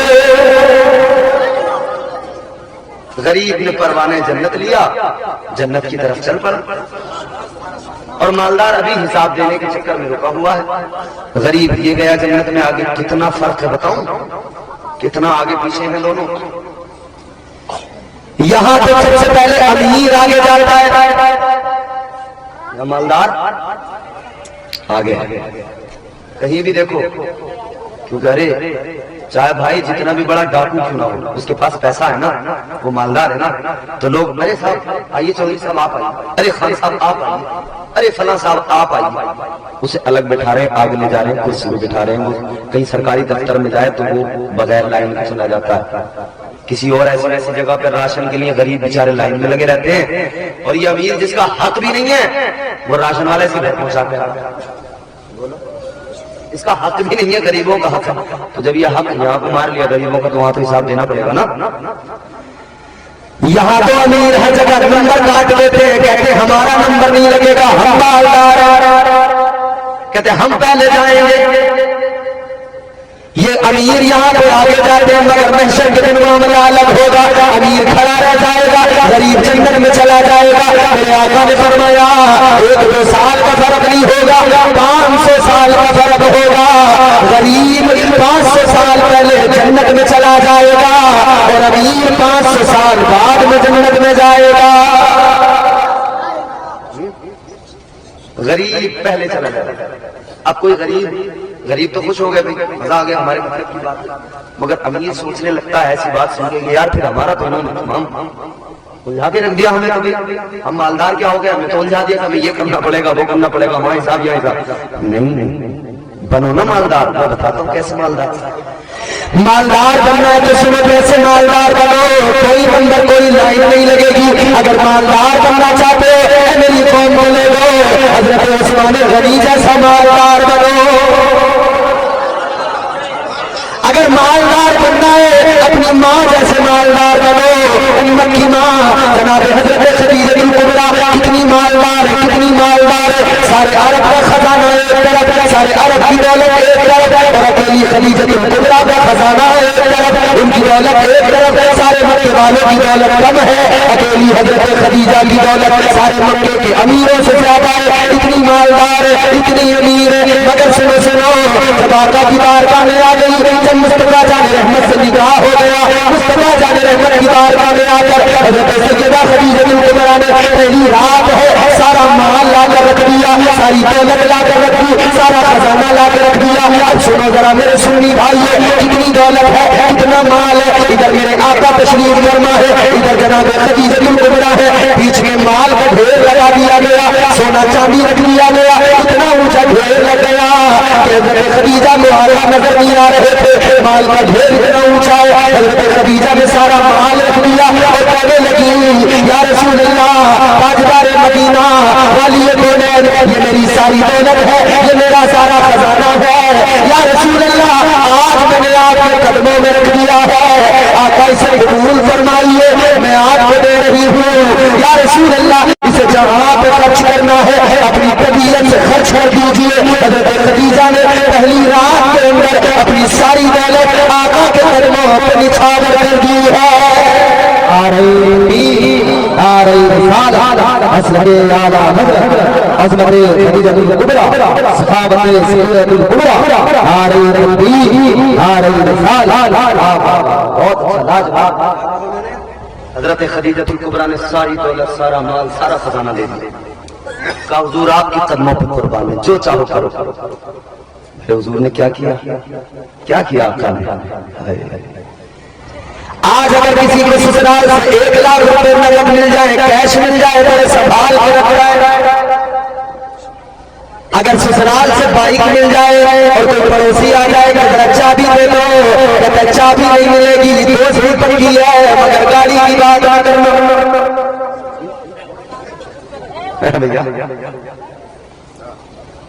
اور اگر مان لو آدمی دینا بھی چاہے تو بیگم صاحبہ نہیں دینے دیتے۔ بیگم صاحبہ ایسی جگہ رکھتی ہے چابی ملتی نہیں، کہتے ملی نہیں رہی ہے چابی، منع بھی نہیں کریں گے۔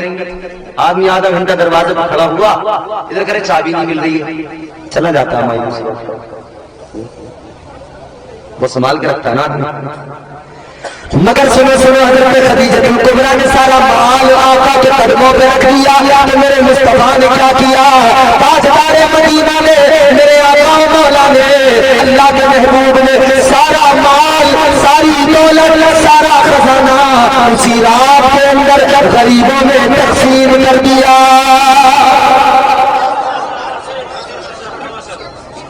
سارا صبح کا سورج بھی نہیں نکلنے دیا اسی رات میں غریب۔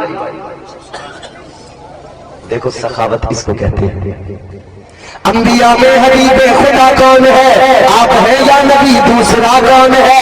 مانگتا اس لیے ہوں یہ مختار،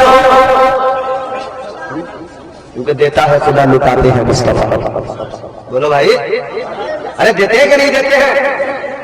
اس لیے کہ رب نے شان ہی یہ عطا فرمائی ہے، اللہ دیتا ہے، حضور لیتے ہیں اور غلاموں میں بانٹتے ہیں۔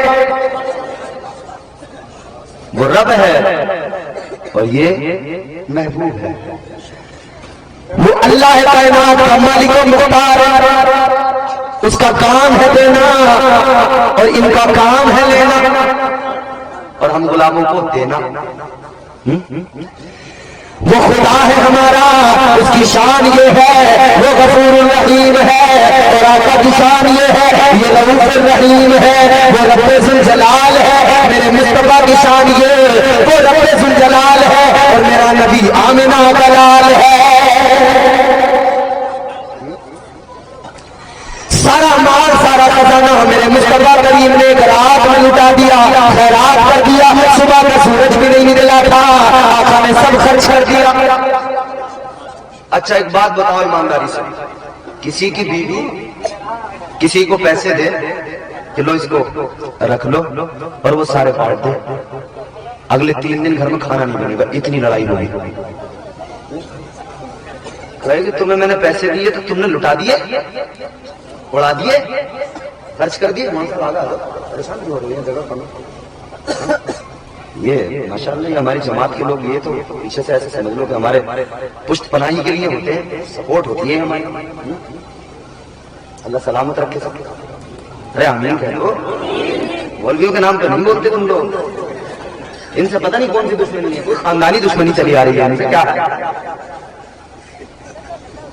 مولویوں سے تو یہ سمجھ لو اس قوم کا معاملہ میری سمجھ میں نہیں آتا، پتہ نہیں کوئی خاندانی دشمنی ہے، کوئی رنجش ہے، کوئی ورثے میں ملی ہے یہ دشمنی، دادا پر دادا انہیں نسلن بعد نسلیں یہ ورثے میں دیے کہ یہ بھی ساتھ ساتھ رکھو۔ ان بیچاروں پہ کتنا ظلم کرو گے، غریبوں پہ، ان کی تنخواہیں تھوڑی تھوڑی، اس کے باوجود بھی بیچارے جیسے جیسے قناعت کرتے ہیں، ٹھیک ٹھاک طریقے سے رہتے ہیں، پھر بھی انہیں گھور گھور کے دیکھتے ہو، انہیں مسکرا کے دیکھا کرو۔ یہ علماء ہیں، انما یخشی اللہ من عبادہ العلماء، اللہ کا قرآن کہتا ہے یہ جو علماء ہے نا، حقیقی بات یہ ہے کہ اللہ سے اگر صحیح معنوں میں کوئی ڈرتا ہے تو یہ علماء کی جماعت ڈرتی ہے۔ تو بھائی یہاں پر اگر ایسا کچھ ہو جائے تو تمام دن بھر میں لڑائی ہو، تمام رات بھر میں لڑائی ہو، مگر سیدہ خدیجہ الکبریٰ نے ساری دولت حضور کے قدموں میں رکھی، حضور نے ساری دولت ایک ہی رات میں غریبوں میں بانٹ دی۔ سیدہ خدیجہ الکبریٰ کی زبان پر ایک حرف نہیں آیا۔ ایسے مالدار بنو، پھر دیکھو تو حضور کی بارگاہ میں ایک صحابی آئے، غریب تھے نا، رو رہے تھے، غریب اکثر دل چھوٹا کرتے ہیں، کبھی ہلکی ہوا مضبوط ڈالی توڑ دیتی ہے۔ اگر بات سچی ہو، سمجھ میں آئے تو بولو، نہیں آئے تو کوئی بات نہیں بھائی۔ کبھی ہلکی ہوا مضبوط ڈالی توڑ دیتی ہے، کمر جیسے جوانی میں غریبی توڑ دیتی ہے۔ اور ایک اور معاشرے کی سچائی پیش کر رہا ہوں، بالکل سچی بات۔ کبھی ہلکی ہوا مضبوط ڈالی توڑ دیتی ہے، کمر جیسے جوانی میں غریبی توڑ دیتی ہے۔ وہ بوڑھا باپ جو بیٹے کو پیسہ کی سمجھتا تھا، بہو اس دور کی آ کر وہ لاٹھی توڑ دیتی ہے۔ اے غریبوں، غریبی میں اتنا زیادہ ڈوب نہ جایا کرو، اتنا زیادہ غربت کی وجہ سے دل چھوٹا نہ کیا کرو۔ تمہیں تو اللہ کے نبی نے مجھے جافزہ سنا دیا، آقا نے فرما دیا تمہیں اللہ 500 سال پہلے امیر و جنت میں بھیج دے گا۔ غریب صحابی آئے، آقا کی بارگاہ میں رونے لگے، لیکن سنو طریقہ بھی آقا نے بتا دیا، غربت کو دور کرنا ہے، رزق کو بڑھانا ہے۔ تو کون سا طریقہ ہے؟ طریقہ حضور نے بتایا، اگر غربت کی وجہ سے پریشان ہو تو سنو، ذرا توجہ سے دل لگا کے سنو اور مچل کر جھوم کے بولو سبحان اللہ۔ صحابی آئے، حضور بڑا پریشان ہوں، حضور غریب ہوں، کرم فرمائے۔ میرے آقا نے فرمایا کہ غریبی تمہارے حق میں بہتر ہے۔ کہنے لگے حضور کے دن میں چولہا جلتا ہے، بہت پریشانی ہے۔ تو اللہ کے نبی نے فرمایا ٹھیک ہے، کام کرو، گھر چلے جاؤ اور جا کے وضو کرنا، وضو کرنے کے بعد میں مصلی بچھانا اور 2 رکعت نماز پڑھنا۔ کتنی نماز پڑھنا؟ حاجت کی نماز، صلاۃ الحاجات۔ حضور نے فرمایا جا کے 2 رکعت نماز پڑھو، اللہ سے دعا کرو، اللہ تمہاری حاجتوں کو پورا فرمائے گا۔ اب حضور نے طریقہ بتا دیا، حضور نے راستہ دے دیا، راستہ دکھا دیا کہ رزق چاہیے تو بھاگو مت، اللہ کے حضور سر جھکاؤ ذرا، پھر دیکھو کاروبار میں بھی برکت ہوگی۔ پریشانیاں ہیں، مسائب ہیں، پریشانیاں ہیں، تو دیکھو نا اللہ کے بارے میں سر جھکاؤ۔ تو حضور نے فرمایا گھر پہ جاؤ، وضو کرو، مصلی بچھاؤ، 2 رکعت نماز پڑھو۔ کون سی؟ حاجت کی نماز، 2 رکعت نماز، صلاۃ الحاجات پڑھ لو۔ ادھر تم نماز پڑھ کے اللہ سے دعا مانگو گے، ادھر اللہ تعالیٰ تمہاری دعا کو قبول فرمائے گا۔ صحابی چلے، گھر پہنچے، وضو کیا، مصلی بچھایا۔ مصلی بچھانے کے بعد میں نماز پڑھنا شروع کر دیا، اللہ اکبر کہہ کر نیت باندھی، نماز شروع ہو گئی۔ 2 رکعت نماز پڑھی ہے حاجت کی، بڑے اطمینان کے ساتھ میں پڑھی ہے۔ اب 2 رکعت جب مکمل ہوئی، سلام پھیرا، السلام علیکم ورحمۃ اللہ، السلام علیکم ورحمۃ اللہ۔ سلام پھیرنے کے بعد میں انہوں نے اپنی بیوی سے کہا اے میری شریک حیات، یہ بتاؤ نماز میں نے حاجت والی پڑھی ہے، یہ بتاؤ گھر میں کوئی تمہیں بدلاؤ محسوس ہوا ہے کیا؟ گھر میں کوئی رزق کا انتظام نظر آیا ہے کیا؟ جب تم نے دیکھا ہے گھر میں کچھ بدلاؤ ہے، کوئی انتظام ہوا کہ نہیں ہے؟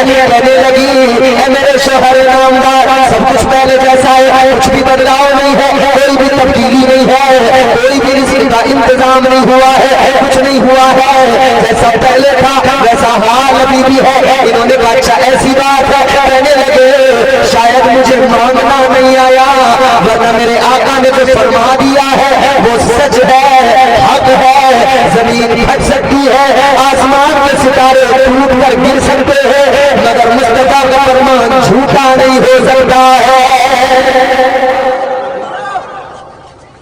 کہنے لگے مجھ سے مانگنا نہیں، کوئی نہ کوئی کمی رہی۔ تو انہوں نے دوبارہ وضو کیا، دوبارہ وضو کر کے پھر دوبارہ سے مصلی بچھایا، پھر دوبارہ انہوں نے کہا شاید وضو میں کوئی کمی رہ گئی یا میری نماز میں کوئی کمی رہ گئی۔ دوبارہ وضو کیا، دوبارہ پھر مصلی پہ کھڑے ہوئے، پھر نیت کیا، اللہ اکبر کہہ کر نیت کر لی، ہاتھ باندھ لیے، نماز شروع۔ پھر 2 رکعت نماز پڑھی حاجت کی نماز، 2 رکعت نماز پڑھنے کے بعد میں اللہ کی بارگاہ میں ہاتھ اٹھا کر دعا کی ہے، اور پھر بیوی سے پوچھا ہے اے شریک حیات بتاؤ کوئی انتظام ہوا کہ نہیں؟ بیوی کہنے لگی اے میرے شوہر ابھی تک کوئی بھی انتظام نہیں ہوا۔ کہنے لگے ابھی بھی مجھ سے مانگنا نہیں آیا۔ کئی بار ہم سے مانگنا بھی نہیں آتا ہے نہیں؟ بولو بھائی، کئی بار ہم سے کئی بار مانگنا نہیں آتا، کئی بار لینا نہیں آتا، اور کئی بار دینا بھی نہیں آتا۔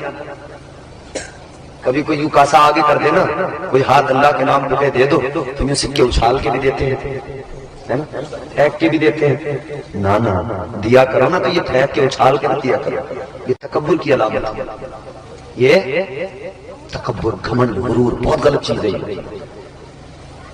تو کسی اور سے نہ ہارے گا، تو کسی اور سے نہ ہارے گا، تجھ کو تیرا غرور مارے گا۔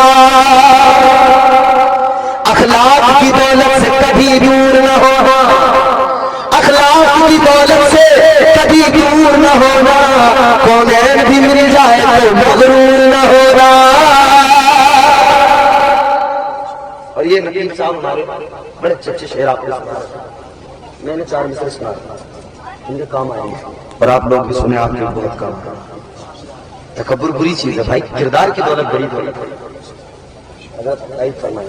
تمام علماء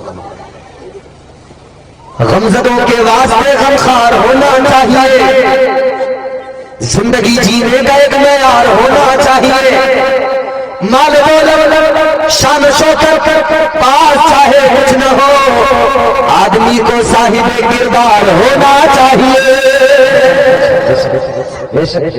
اپنے اندر سادگی سنجیدگی پیدا کرے اور کردار کی دولت لائے، کردار کی دولت بڑی دولت ہے، سمجھ رہے؟ انہوں نے کہا کہ بھئی مانگنا نہیں آ رہا مجھ سے، تو میں کہہ رہا ہوں میں کئی بار مجھ سے لینا نہیں آتا، کئی بار مانگنا نہیں آتا، کئی بار دینا بھی نہیں آتا، کئی بار اچھال اچھال کے دیتے ہیں۔ اے میرے عزیزوں غور کرو، کبھی مانگنا نہیں آتا، کبھی لینا نہیں آتا۔ یہ کہنے لگے اللہ کے نبی کا فرمان جھوٹا نہیں ہو سکتا ہے، جو مصطفیٰ نے فرما دیا ہے وہ بالکل حق ہے۔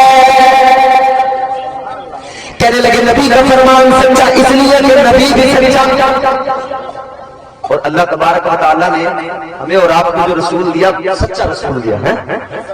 ہمارا رب بھی سچا ہے، رب کا رسول بھی سچا ہے، اور اللہ نے جو کتاب نازل کی وہ کتاب قرآن مجید بھی سچی کتاب ہے۔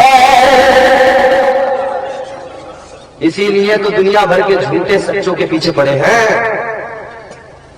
ارے بھائی جب جھوٹ بولنے والے زیادہ ہوں، سچ بولنے والے کم ہوں، تو ان سچ بولنے والوں کو لوگ جو جھوٹے ہوتے ہیں نا، بڑے بڑے جھوٹے لوگ ہیں دنیا میں، تو پھر یہ ان سچ بولنے والوں کو بیچاروں کو پریشان کرتے ہیں نہیں؟ جھوٹے بڑے بڑے جھوٹے لوگ ہیں دنیا میں، ایسا ایسا جھوٹ بولنے والا۔ اچھا پھر جھوٹ بولنے میں ہم میں کوئی کم نہیں ہے، آپ پریشان تو نہیں ہو رہے؟ نہیں بتا دو کوئی مسئلہ؟ ایسے ایسے جھوٹ بولنے والے لوگ اللہ رحم فرمائے، پھر جھوٹ بولنے میں ہمارا کوئی ایسا نہیں کہ صاحب یہ ایک خاص۔ فرمایا گیا دروازے کی زنجیر ہلتی رہی، بستر گرم رہا، میرے آقا گئے معراج کی سارے مناظر دیکھے، واپس بھی آ گئے۔ یہ لوگ انکار کریں گے، کہیں گے یہ ہو نہیں سکتا، یہ ممکن نہیں، تو قرآن مجید ان کے منہ پر زناٹے دار تماچا لگائے گا۔ قرآن کی آیت کہے گی اے عقل کے اندھو سنو، تمہاری عقل کہتی ہے رات کے مختصر سے حصے میں یہ ہو نہیں سکتا، کوئی عرش تک جا نہیں سکتا، کوئی آسمانوں کے پار جا نہیں سکتا۔ قرآن کہے گا ہاں یہ تمہارے لیے ناممکن ہے، مگر قرآن نے معراج کا ذکر کرتے ہوئے سب سے پہلے کہا سبحان۔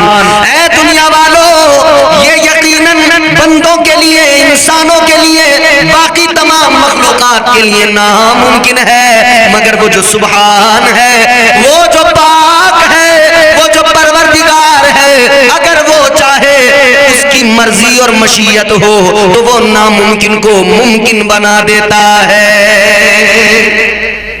اللہ اگر چاہے تو ناممکن کو ممکن بنا دیتا ہے، کچھ ناممکن نہیں۔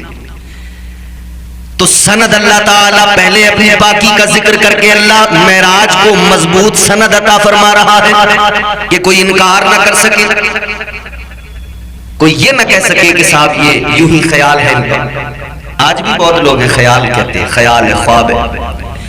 یاد رکھنا قرآن مجید میں اللہ تعالیٰ نے واضح اعلان فرما دیا، میرے محبوب کی معراج کو خیال نہ سمجھنا، کیونکہ یاد رکھنا سیر کرانے والا پروردگار ہے، اور جب سیر کرانے والے کی ذات پر نظر ڈالو گے پتہ لگے گا وہ کتنی عظمت والا، کتنی شان والا، وہ پروردگار جو سپریم پاور ہے، جب وہ سیر کرائے تو جہاں تک چاہے وہاں تک سیر کرائے، جہاں تک لے جانا چاہے وہاں تک رب لے جائے۔ اللہ تعالیٰ نے معراج کرائی۔ اچھا ذرا اس کو بھی سمجھنے کی کوشش کرو، کیوں معراج کرائی، کیا ضرورت پیش آئی؟ حضرت موسیٰ علیہ السلام تو بارگاہ رب ذوالجلال میں بار بار عرض کرتے رہے، ربی ارنی انظر الیک، مولا مجھے جلوہ دکھا دے۔ حضرت موسیٰ علیہ السلام پروردگار کی بارگاہ میں عرض کرتے رہے، مولا جلوہ دکھا دے، اے پروردگار جلوہ دکھا دے، دیدار کرا دے۔ اللہ تعالیٰ نے فرمایا لن ترانی، نہیں موسیٰ تم نہیں دیکھ سکتے۔ اللہ تعالیٰ نے قرآن مجید میں اپنے دیکھنے کے تعلق سے یہ بھی اعلان فرما دیا، لا تدرکہ الابصار، اللہ کا قرآن بصارت وہ آنکھیں اللہ نے عطا نہیں کی کسی کو جو اللہ کو دیکھے، اللہ کا دیدار کرے۔ موسیٰ علیہ السلام نے پروردگار کی بارگاہ میں عرض کیا، یا اللہ میں نہیں دیکھ سکتا، کوئی انسان نہیں دیکھ سکتا، تو مولا کوئی تو ہوگا جو تیرے جلووں کو دیکھے گا، کوئی تو ہوگا جو روبرو تجھ سے ملاقات کرے گا، کوئی تو ہوگا جو تیرا دیدار کرے گا۔ فرمایا پروردگار نے موسیٰ یہ شرف میں نے اپنے محبوب کو عطا فرمایا ہے، وہ آنکھیں میں نے اپنے حبیب کو عطا فرمائی ہیں جو میرے جلووں کو براہ راست دیکھ سکے، جو میرا دیدار کر سکے۔ اللہ تعالیٰ نے اعلان فرما دیا، بتا دیا، پردے اٹھے ہیں، جلوے اگر دیکھے ہیں تو محبوب نے دیکھے ہیں، پردے اٹھے ہیں تو محبوب کے لیے اٹھے ہیں، دیدار اگر رب کا کیا ہے تو تاجدار مدینہ نے کیا ہے۔ اللہ نے محبوب کو سیر کرایا۔ میرے حضور امت کو بڑا یاد فرماتے تھے، تاجدار مدینہ امت کے غم میں آنسو بہاتے تھے، ہم گنہگاروں کے لیے آقا روتے تھے۔ میرے مصطفیٰ کریم تاجدار مدینہ امت کے غم میں روتے آنسو بہاتے، یا اللہ میری امت گنہگار ہے۔ تاجدار مدینہ امت کے غم میں آنسو بہاتے، امت کے گناہ یاد آتے، اللہ کی بارگاہ میں رو رو کر عرض کرتے، مالک میری امت کو میرے حوالے فرما دے، رب حبلی امتی، رب حبلی امتی۔ لیکن ایک رات ایسی آئی، تاجدار مدینہ اپنی امت کے غم میں، اپنی امت کے غم کو اپنے خیال اپنے دل میں لے کر، اپنی چادر لے کر اوڑھ کر لیٹ گئے۔ مصطفیٰ جان رحمت امت کے غم کو سمیٹ کر مزمل والی چادر کو اوڑھ کر آقا لیٹ گئے، آرام فرمانے لگے۔ غمگین ہے آقا۔ اللہ نے فرمایا حبیب کیا بات ہے، کیوں غمگین ہو؟ یا اللہ امت کے گناہ یاد آ رہے ہیں، امت کی فکر ہو رہی ہے، امت کے لیے غمگین ہوں، اپنے گنہگار امتیوں کے لیے میں مولا غمگین ہوں۔ اللہ نے فرمایا محبوب غم نہ کر، اے میرے محبوب غمگین نہ ہو۔ یا اللہ پھر کیا کروں؟ اللہ نے فرمایا حبیب اتنا کرو، اے میرے محبوب یہ جو کالی رات ہے، کالی مزمل والی آپ کی چادر ہے، اے میرے محبوب کالی رات ہے، کالی آپ کی چادر ہے، کالے آپ کی امت کے گناہ ہے، امت کے کالے گناہوں کو اپنی کالی مزمل والی رحمت والی چادر میں رکھو، اور اس کالی رات میں ملنے چلے آؤ، آ جاؤ لامقام میں آ جاؤ، آ جاؤ آمنے سامنے، دیدار بھی ہوتا رہے گا، ملاقات بھی ہوگی، اور میرے محبوب جیسا کہیں گے آپ امت کی روداد سناتے جانا اور کہتے جانا، رب آپ کے کہے کو پورا کرتا جائے گا، تمہارا رب تمہاری امت کی بخشش فرما دے گا۔ اللہ تعالیٰ کا یہ پیار ہے محبوب سے، اور حضور کا یہ پیار ہے امت سے۔ میرے اعلیٰ حضرت امام عشق و محبت تاجدار اہل سنت جب آقا کی معراج کا ذکر کرتے ہیں تو یوں فرماتے ہیں وہ سرور کشور رسالت جو عرش پر جلوہ گر ہوئے تھے، نئے نرالے طرب کے سامان عرب کے مہمان کے لیے تھے۔ آپ کے یہاں پر، ہمارے یہاں جب کوئی شادی ہو، خوشی کا موقع ہو، گھر سجایا جاتا ہے، شامیانے لگائے جاتے ہیں، انتظام کیے جاتے ہیں، سامان لائے جاتے ہیں، نئے شامیانے، نئے پردے، نئے انتظام، نئی چیزیں۔ مگر یاد رکھنا میرے عزیزو، تاجدار اہل سنت نے مزاج دیا، اے مصطفیٰ جان رحمت کے غلاموں، جب تم اپنے یہاں خوشیاں تمہارے یہاں ہوتی ہیں، تم اہتمام کرتے ہو، انتظام کرتے ہو، شادیوں میں گھروں کو سجاتے ہو، فنکشن ہال سجاتے ہو، راستے سجاتے ہو، گلی محلے سجاتے ہو، سامان لاتے ہو، نئے سامان لاتے ہو، نئی چیزیں لاتے ہو، مگر یاد رکھنا تم نئی چیزیں لے کر آتے ہو، تمہاری شادیوں کے انتظام میں چیزیں نئی تو ہو سکتی ہیں، سامان نئے تو ہو سکتے ہیں، مگر نرالے نہیں ہو سکتے۔ مگر محبوب خدا کی شان یہ ہے، جب معراج آقا کو ہوئی تو پروردگار نے جو اہتمام کیا، اللہ نے جو فرشتوں کو حکم دیا جنت کو سجاؤ، خدا کی قسم میرے اعلیٰ حضرت فرماتے ہیں وہ جو انتظام تھا، وہ جو تمام سامان تھے، وہ صرف نئے نہیں تھے بلکہ وہ نئے بھی تھے، نرالے بھی تھے۔ یہ معراج مصطفیٰ ہے، انتظام ہو رہے ہیں، نئے نرالے طرب کے سامان، نئے نرالے خوشی کے سامان عرب کے مہمان کے لیے تھے۔ اللہ نے حکم دے دیا جنت کو سجاؤ، فرشتے جنت کو سجانے لگے، حوروں کو آراستہ کیا گیا، غلمان سجائے گئے، جنت کو سجایا گیا، جنت کو مہکایا گیا، جنت تو پہلے سے خوشبودار مہکی ہوئی، سجی ہوئی، مگر آج محبوب خدا آ رہے ہیں، اور زیادہ سجاؤ، مہمان جتنا اسپیشل ہو انتظام اتنا اسپیشل کیا جاتا ہے، مہمان جتنا اعلیٰ ہو انتظام اتنا اعلیٰ ہوتا ہے۔ اللہ تعالیٰ نے جنت کو سجایا، جنت کو سجانے کا حکم دیا، فرشتوں نے جنت کو سجایا، فرشتوں نے کائنات کو سجایا۔ اللہ اللہ، محبوب خدا معراج پر جانے والے ہیں، پروردگار عالم نے سجانے کا حکم دیا۔ میرے اعلیٰ حضرت نے اسی لیے کہا وہ سرور کشور رسالت جو عرش پر جلوہ گر ہوئے تھے، نئے نرالے طرب کے سامان عرب کے مہمان کے لیے تھے۔ اور فرماتے میرے امام، بہار ہے شادیاں مبارک، چمن کو آبادیاں مبارک۔ مبارکباد ہمارے یہاں بھی دی جاتی ہے نا، شادی ہو رہی ہے مبارکباد دینے والے آتے ہیں، کہتے ہیں مبارک ہو۔ کسی نے نیا مکان لیا، لوگ آ کر مبارکباد دیتے ہیں، مبارک ہو۔ کسی نے کوئی کام ایسا کر دیا، کوئی اس کی اچیومنٹ ایسی ہے جو قابل فخر ہے، لوگ آتے ہیں مبارکباد دیتے ہیں، مبارک ہو۔ یاد رکھنا میرے عزیزوں، ہمارے یہاں جب کوئی ہم ایسا کام کرتے ہیں مبارکباد دینے والے لوگ آتے ہیں، مگر یہ مبارکباد دینے والے انسان ہوتے ہیں۔ اور جب میرے آقا کو معراج ہوئی تب مبارکباد دینے والے اللہ کے فرشتے تھے۔ بہار ہے شادیاں مبارک، چمن کو آبادیاں مبارک، ملک فلک اپنے اپنی لے میں یہ گرانا دل کا گھولتے تھے۔ ملک فلک اپنی اپنی لے میں یہ گرانا دل کا بولتے تھے۔ میرے حضور کی معراج ہے، بلبل سدرہ کو حکم ہو گیا جبرائیل جاؤ براق لو جنت سے اور جا کر محبوب کو لے کر آؤ۔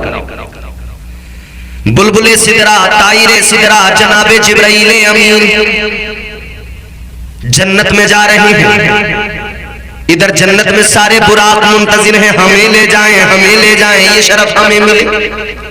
خوش ہیں آج شاید قسمت جاگ اٹھے، محبوب کی معراج کے صدقے ہماری قسمتوں کی معراج ہو جائے، ہم حضور کی سواری بن جائیں۔ مگر جنت میں جہاں سارے براق مگن ہیں، خوش ہیں، عمر ہیں، وہیں ایک براق ہے جو رو رہا ہے، آنکھوں میں آنسو ہیں، غمگین ہے۔ بلبل سدرا نے فرمایا اے براق سب تو خوش ہیں، مگن ہیں، تو کیوں رو رہا ہے؟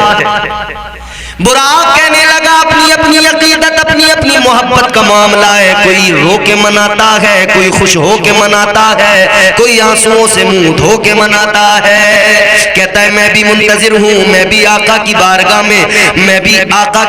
میں ملتمس ہوں کہ میرا نمبر آ جائے، اس خدمت کے لیے میرا کام بن جائے، میں کاش اس خدمت پر مامور ہو جاؤں۔ آقا کی بارگاہ میں لو لگا کر، بس یہی تو میں حضور کی بارگاہ میں لو لگا کے رو کے عرض کر رہا ہوں۔ براق ہے، قبول ہو گیا وہ اس کا رونا، قبول ہو گئی وہ اس کی محبت، اسی براق کو بھیجا گیا۔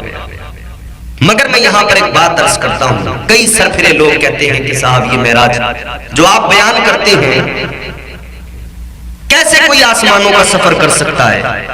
کہتے ہیں کہ آسمان میں کوئی سوراخ ہے؟ کہتے ہیں جب آسمان میں سوراخ نہیں تو کوئی کیسے جا سکتا ہے؟ جب کوئی راستہ نہیں، دروازہ نہیں، کیسے جا سکتا ہے؟ حضرت شیخ نجم الدین کبریٰ رحمت اللہ علیہ آپ سے لوگوں نے کہا حضور کیسے ہو سکتی ہے معراج؟ آسمان میں کوئی دروازہ نہیں، کوئی راستہ نہیں، کوئی سوراخ نہیں، کیسے آسمان میں جایا جا سکتا ہے؟ اب قلندروں کی بھی شان دیکھ لو، ان کا سمجھانے کا انداز بھی دیکھ لو۔ حضرت شیخ نجم الدین کبریٰ رحمت اللہ علیہ نے فرمایا لوگوں ایک کام کرو، مجھے میرے کمرے کے اندر بند کر دو، تالا دروازے میں لگا دو، میرے حجرے کے اندر مجھے بند کر دو، تالا لگا دو۔ لوگوں نے کہا حضور کس لیے؟ فرمایا تم کرو تو صحیح، سمجھ میں آ جائے۔ آپ کمرے کے اندر گئے، لوگوں نے دروازہ بند کر کے تالا لگا دیا، دروازہ بند کیا گیا، تالا لگایا گیا، مگر لوگ دیکھ کر حیران ہیں، آنکھیں پھٹی ہیں۔ حضرت شیخ نجم الدین کبریٰ کمرے کے اندر سے باہر بھی آتے ہیں، اندر بھی جاتے ہیں، لوگوں نے دیکھا حیران ہو گئے، عرض کرنے لگے اے اللہ والے اتنا تو بتا دو یہ کیسے ہو سکتا ہے، یہ کیسے ممکن ہے؟ اللہ والے نے فرمایا سنو یہ دور کی نہیں طور کی بات ہے، یہ موسیٰ کی نہیں حضور کی بات ہے۔ فرمانے لگے سنو اللہ تعالیٰ بلانے والا وہ اگر چاہے نجم الدین کبریٰ کو اگر اس کمرے سے نکلنے کے لیے راستہ دے سکتا ہے تو محبوب کو بلانے کے لیے عرش میں بھی وہی پروردگار آسمانوں میں بھی راستہ دے سکتا ہے۔ پھر وہی بات رب کے لیے ناممکن نہیں ہے، آسمان اسی نے تو بنائے ہیں، وہ جہاں سے چاہے راستہ بنا کر محبوب کو بلا لے۔ بلبل سدرا زمین پر آئے، فرشتوں کو ساتھ لے کر آئے، امام الانبیاء تاجدار مدینہ والی کائنات آرام فرمائے۔ بلبل سدرا نے عرض کیا مولا زمین پر ہم پہنچ گئے، محبوب کو کیسے لائیں؟ اے پروردگار تیرا حبیب تو آرام فرما رہا ہے، محو استراحت ہے آقا۔ اللہ نے فرمایا جبرائیل تیرے لب بنائے گئے کافور کے، محبوب کے تلوے ہیں نور کے، ذرا اپنے لبوں کو حبیب کے تلووں پر رکھ دے، یہ ٹھنڈک محسوس کریں گے، بیدار ہو جائیں گے۔ ایک بات قابل غور ہے، حضور کی راتیں جاگ کر گزرتی تھیں، اکثر اللہ کی عبادت میں مصلی پہ کھڑے ہو کر رات رات بھر اللہ کی عبادت، رات رات بھر قیام، رات رات بھر اللہ کا ذکر۔ وہ محبوب خدا جو ساری رات جاگ کر اللہ کی عبادت کرے، اللہ تعالیٰ قرآن مجید میں خود فرمائے یا ایھا المزمل قم اللیل الا قلیلا۔ اللہ تعالیٰ محبوب کو خود فرمائے حبیب اے یہ رحمت والی مزمل والی چادر اوڑھنے والے محبوب ساری ساری رات نہ جاگا کرو، اتنا نہ جاگا کرو، اتنا عبادت میں خود کو ساری ساری رات کے لیے نہ لگایا کرو، کچھ کم کرو۔ تاجدار مدینہ والی کائنات مصطفیٰ جان رحمت کے پیارے دیوانوں غور سے سنو، آقا راتوں کو جاگ کر اللہ کی عبادت میں راتیں گزارتے ہیں، راتوں کو جاگ کر عبادت کرتے ہیں۔ مگر جب آئی 27 رجب المرجب، جب یہ شب آئی، تاجدار مدینہ والی کائنات، جہاں عادت یہ ہر رات جاگنا ہے، رب کی عبادت کرنا ہے، آج کی رات مزمل والی چادر کو اوڑھ کر آقا لیٹ گئے، آرام فرمانے لگے۔ کیوں؟ وجہ یہ ہے کہ آج پروردگار خود بلائے گا اور آج امت کا کام بن جائے گا، آج امت کی بخشش ہوگی، آج امت کے لیے رحمت کے دروازے کھولے جائیں گے، گنہگاروں پہ آج کرم ہوگا۔ بلبل سدرا زمین پر آئے، آ کر دیکھا زمین پر اندھیرا، تاریکی ہے، فرشتوں نے دیکھا تاریکی ہے، اندھیرا۔ آج بھی آپ لوگ دیکھتے ہیں بالعموم آخری راتیں جو ہوتی ہیں، جب چاند چھپ جاتا ہے، مہینے کی آخری راتیں، وہ 3-4 راتیں، اس میں جب چاند چھپا رہتا ہے تو اندھیرا رہتا ہے۔ بلبل سدرا فرشتوں کے ساتھ آئے، زمین پر اندھیرا۔ فرشتوں نے عرض کیا بلبل سدرا زمین پر تو اندھیرا ہے۔ بلبل سدرا نے فرمایا ایک کام کرو، نور کی مشعلیں جلاؤ، نور کی قندیلیں روشن کرو۔ فرشتے حکم پا کر بلبل سدرا کا سید الملائکہ نے حکم دیا ہے، قندیلیں نور کی روشن کی جا رہی ہیں، نور کی مشعلیں جلائی جا رہی ہیں۔ اللہ تعالیٰ نے فرمایا جبرائیل تاخیر کس لیے ہے، دیر کس لیے ہے؟ بلبل سدرا عرض کرنے لگے مولا اے میرے پروردگار، زمین پر اندھیرا ہے، اجالا کیا جا رہا ہے، یا اللہ اجالے کا اہتمام ہو رہا ہے، اس لیے اللہ نے فرمایا کیوں، کیا ضرورت ہے نور کی قندیلیں جلانے کی، نوری مشعلیں روشن کرنے کی ضرورت کیا؟ یا اللہ اجالا کرنے کے لیے اللہ نے فرمایا مت جلاؤ یہ نور کی مشعلیں، مت جلاؤ یہ قندیلیں۔ اے طائر سدرا، اے سید الملائکہ، محبوب کو حسن ایسا لاجواب عطا کیا گیا ہے۔ رب نے فرمایا میں نے اپنے محبوب کے حسن کو اپنی صفات کے 70,000 پردوں میں چھپا کے رکھا ہے۔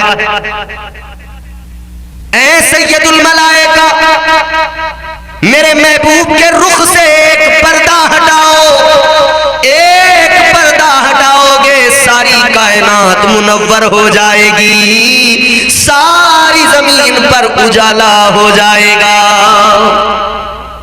میرے مصطفیٰ ہیں بڑی شان والے، میرے مصطفیٰ ہیں بڑی شان والے، اندھیروں میں ہنس دیں تو کر دیں اجالے۔ وہ ہیں ہمارے حسن بھی اللہ نے لاجواب عطا فرمایا۔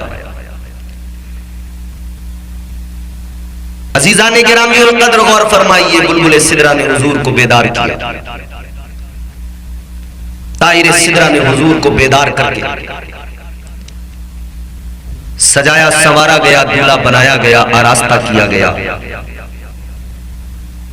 قلب اطہر حضور کا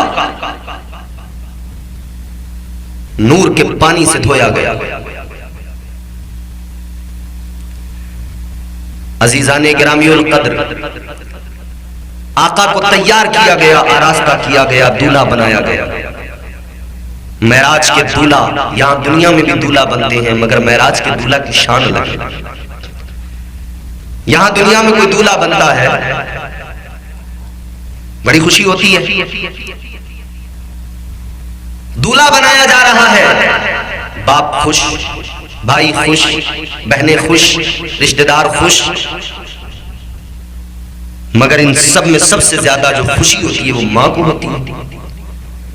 ماں اتنی زیادہ خوش، اتنی زیادہ خوش، بیٹا دولہا بن گیا، ماں آئی، ماں نے آ کر کچھ پیسے نکالے، بیٹے کے سر پر یوں صدقہ اتارا، یوں اتار کر وہ غریبوں میں دے دے، صدقہ اتارا جاتا ہے دولہا۔ مگر عزیزان گرامی القدر غور فرمائیے، صدقے اتارے جاتے ہیں، دولہا کا صدقہ اتارا جاتا ہے پیسوں سے، مگر آج معراج کی رات میرے آقا دولہا بنے ہیں، صدقہ کیسے اتارا گیا؟ آج کوئی پیسوں کا صدقہ نہیں اتارا گیا، آقا دولہا بنے تو نور کا صدقہ اتارا گیا، نور کی خیرات اتاری گئی، اس خیرات کو کائنات میں تقسیم کر دیا گیا، تو پتہ چلا یہ جو دنیا میں اجالے ہیں، یہ جو دنیا میں نور ہے، یہ جو دنیا میں جلوے ہیں، یہ نور مصطفیٰ کی بہاریں ہیں۔ حضور کو دولہا بنا کر لے جایا گیا مسجد اقصیٰ، میرے آقا پہنچے،